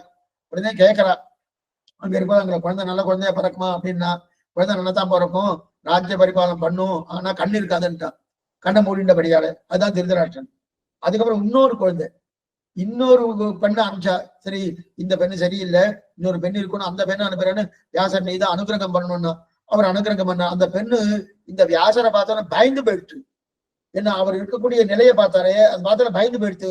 பயந்து போன உடனே அந்த பயத்தோடு இவர் அனுகிரகம் பண்ணார். அந்த அனுகிரகத்தால உடனே வெளில வந்து உடனே கேட்கிறா, மாமி இந்த குழந்தை நல்லா இருக்குமான்னா இந்த வியாசர் சொல்றாரு, இந்த குழந்தை ராஜ்ய பரிமாறத்துக்கு பிரயோஜனப்படாது, பயந்த சுபாவத்தோடு இருக்கின்றார். அப்ப என்ன பண்ணலாம், இது பண்ணலாம், இது கடைசி தடவையா அனுகிரகம் பண்ணுங்கோ அப்படின்னு சொல்லி மறுபடியும் நீ முதல்ல அந்த பெண்ணையே மறுபடியும் அனுப்புறா. அனுப்பும்போது அந்த பெண் என்ன பண்ணா, ஓ இந்த வியாசனை பார்த்தாலே எனக்கு சகிக்கல, என்னால முடியவே இல்லை, நான் என்ன பண்றேன் வேலைக்காரி அனுப்பிச்சுடுறேன். வேலைக்காரி அனுப்பிச்சிட்டா. இது தெரியாது யாருக்குமே. வேலைக்காரி அனுப்பிச்சுன்னா அவர் ரொம்ப பக்தியோடு பயபக்தியோடு வியாசன் ரிஷியாச்சு, ரிஷியோடு நாம இருக்கோம்னால என்ன பாக்கியம் என்ன பாக்கியம் என்ன பாக்கியம்னு பயபக்தியோடு இருந்தா இவரு பண்ண வேண்டியதை பண்ணி முடி கிளம்பி வெளில வந்துட்டார். வெளில வந்து கேட்கிறார், ஓ ரொம்ப பயபக்தியோட குழந்தை, நல்ல ஞானத்தோடு இருப்பா, நல்ல ஆத்ம ஞானம் பரிபூர்ணமா இருக்கணும், ஆனா ராஜ்யத்துக்கு பிரயோஜனப்படாதுன்னா என்ன ஆச்சுன்னா வேலைக்காரின்ட்டு இவன் அதான். அப்ப வேலைக்காரிக்கு பிறந்தவாதான் யாரு, விதுராழ்வான். இது பீஷ்மர், அதே போலது பாரு பாண்டு திருதராஷ்டிரன் ரெண்டுமே அந்த ராஜ்ய பரிபால ராணிக்கு பிறந்தவா. ஆனா ஒண்ணு கண்ணு போயிடுத்து, இன்னொன்னு பயத்துல இருக்கிறீங்கன்னு இத்திருக்கல. அப்ப திருதராஷ்டிரன குமாரர்கள் தான் கௌரவர்கள். அவா 100 பேர் கௌரவர்கள். இதெல்லாம் கிடுகிடுன்னு போயிடலாம் இந்த சரித்திரம். 100 பேர் நமக்கு கண்ணனுடைய சரித்திரம் முக்கியம், அதுக்குதான் பிரதானம் எடுத்துக்கணும். அப்ப 100 பேர், அந்த 100 பேர் பாண்டவர்கள் பாண்டுக்கு குமாரர்கள் 5 பேர், திருதராஷ்டிரன் குமாரர்கள் 100 பேர். அதுல குந்தி தேவிக்கு பிறந்தவா 3 பேர், மாந்திரி தேவிக்கு பிறந்தவா 2 பேர்.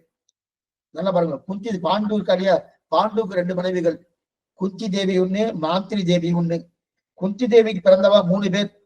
அத மாந்திரி தேவிக்கு பிறந்தா அப்படின்னு என்னன்னா, குந்தி தேவியின் பிள்ளை என்பதனாலேயே யாருக்கு, தர்மபுத்திரர், பீமன், அர்ஜுனன், இந்த 3 பேரும் குந்தி தேவியுடைய பிள்ளை.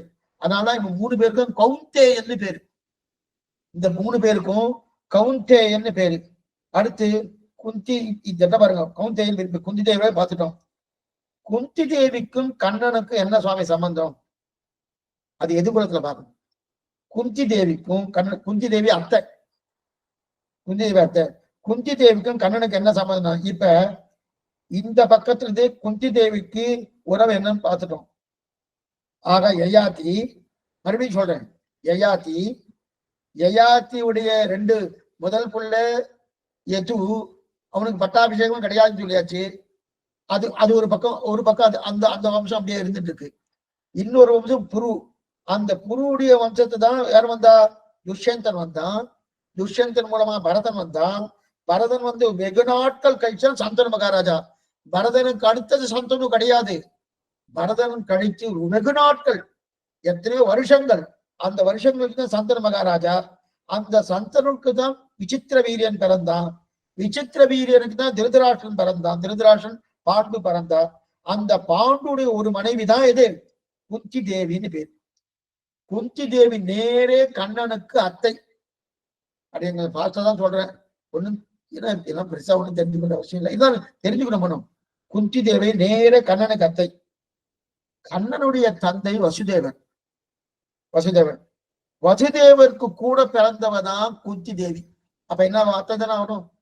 வசுதேவருக்கு கூட பிறந்தவதான் குந்தி தேவி.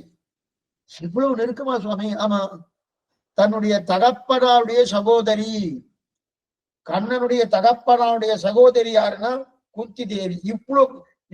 இவ்வளவு கிட்ட வருது கதையே. இதற்கு இது ஒரு பக்கம், இது புருடைய வம்சம்.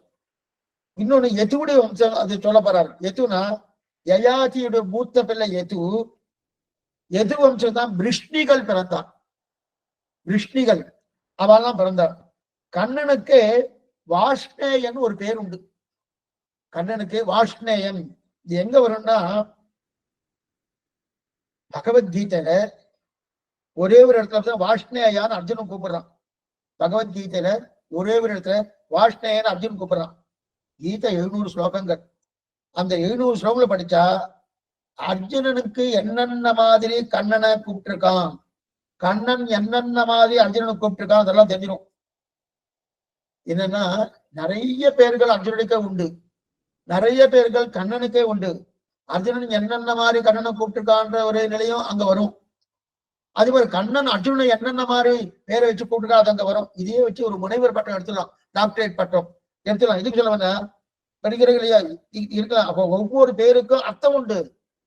ஒவ்வொரு பேருக்கும் அர்ஜுனுக்கு வாஷ்ணேயன்னு ஒரு பேரு கண்ணனுக்கு இருக்கட்டும், ஒவ்வொரு பேருக்கும் அர்த்தம் உண்டு இருக்கட்டும். அப்படின்னா பார்த்தன்னு பேரு அர்ஜுனுக்கு.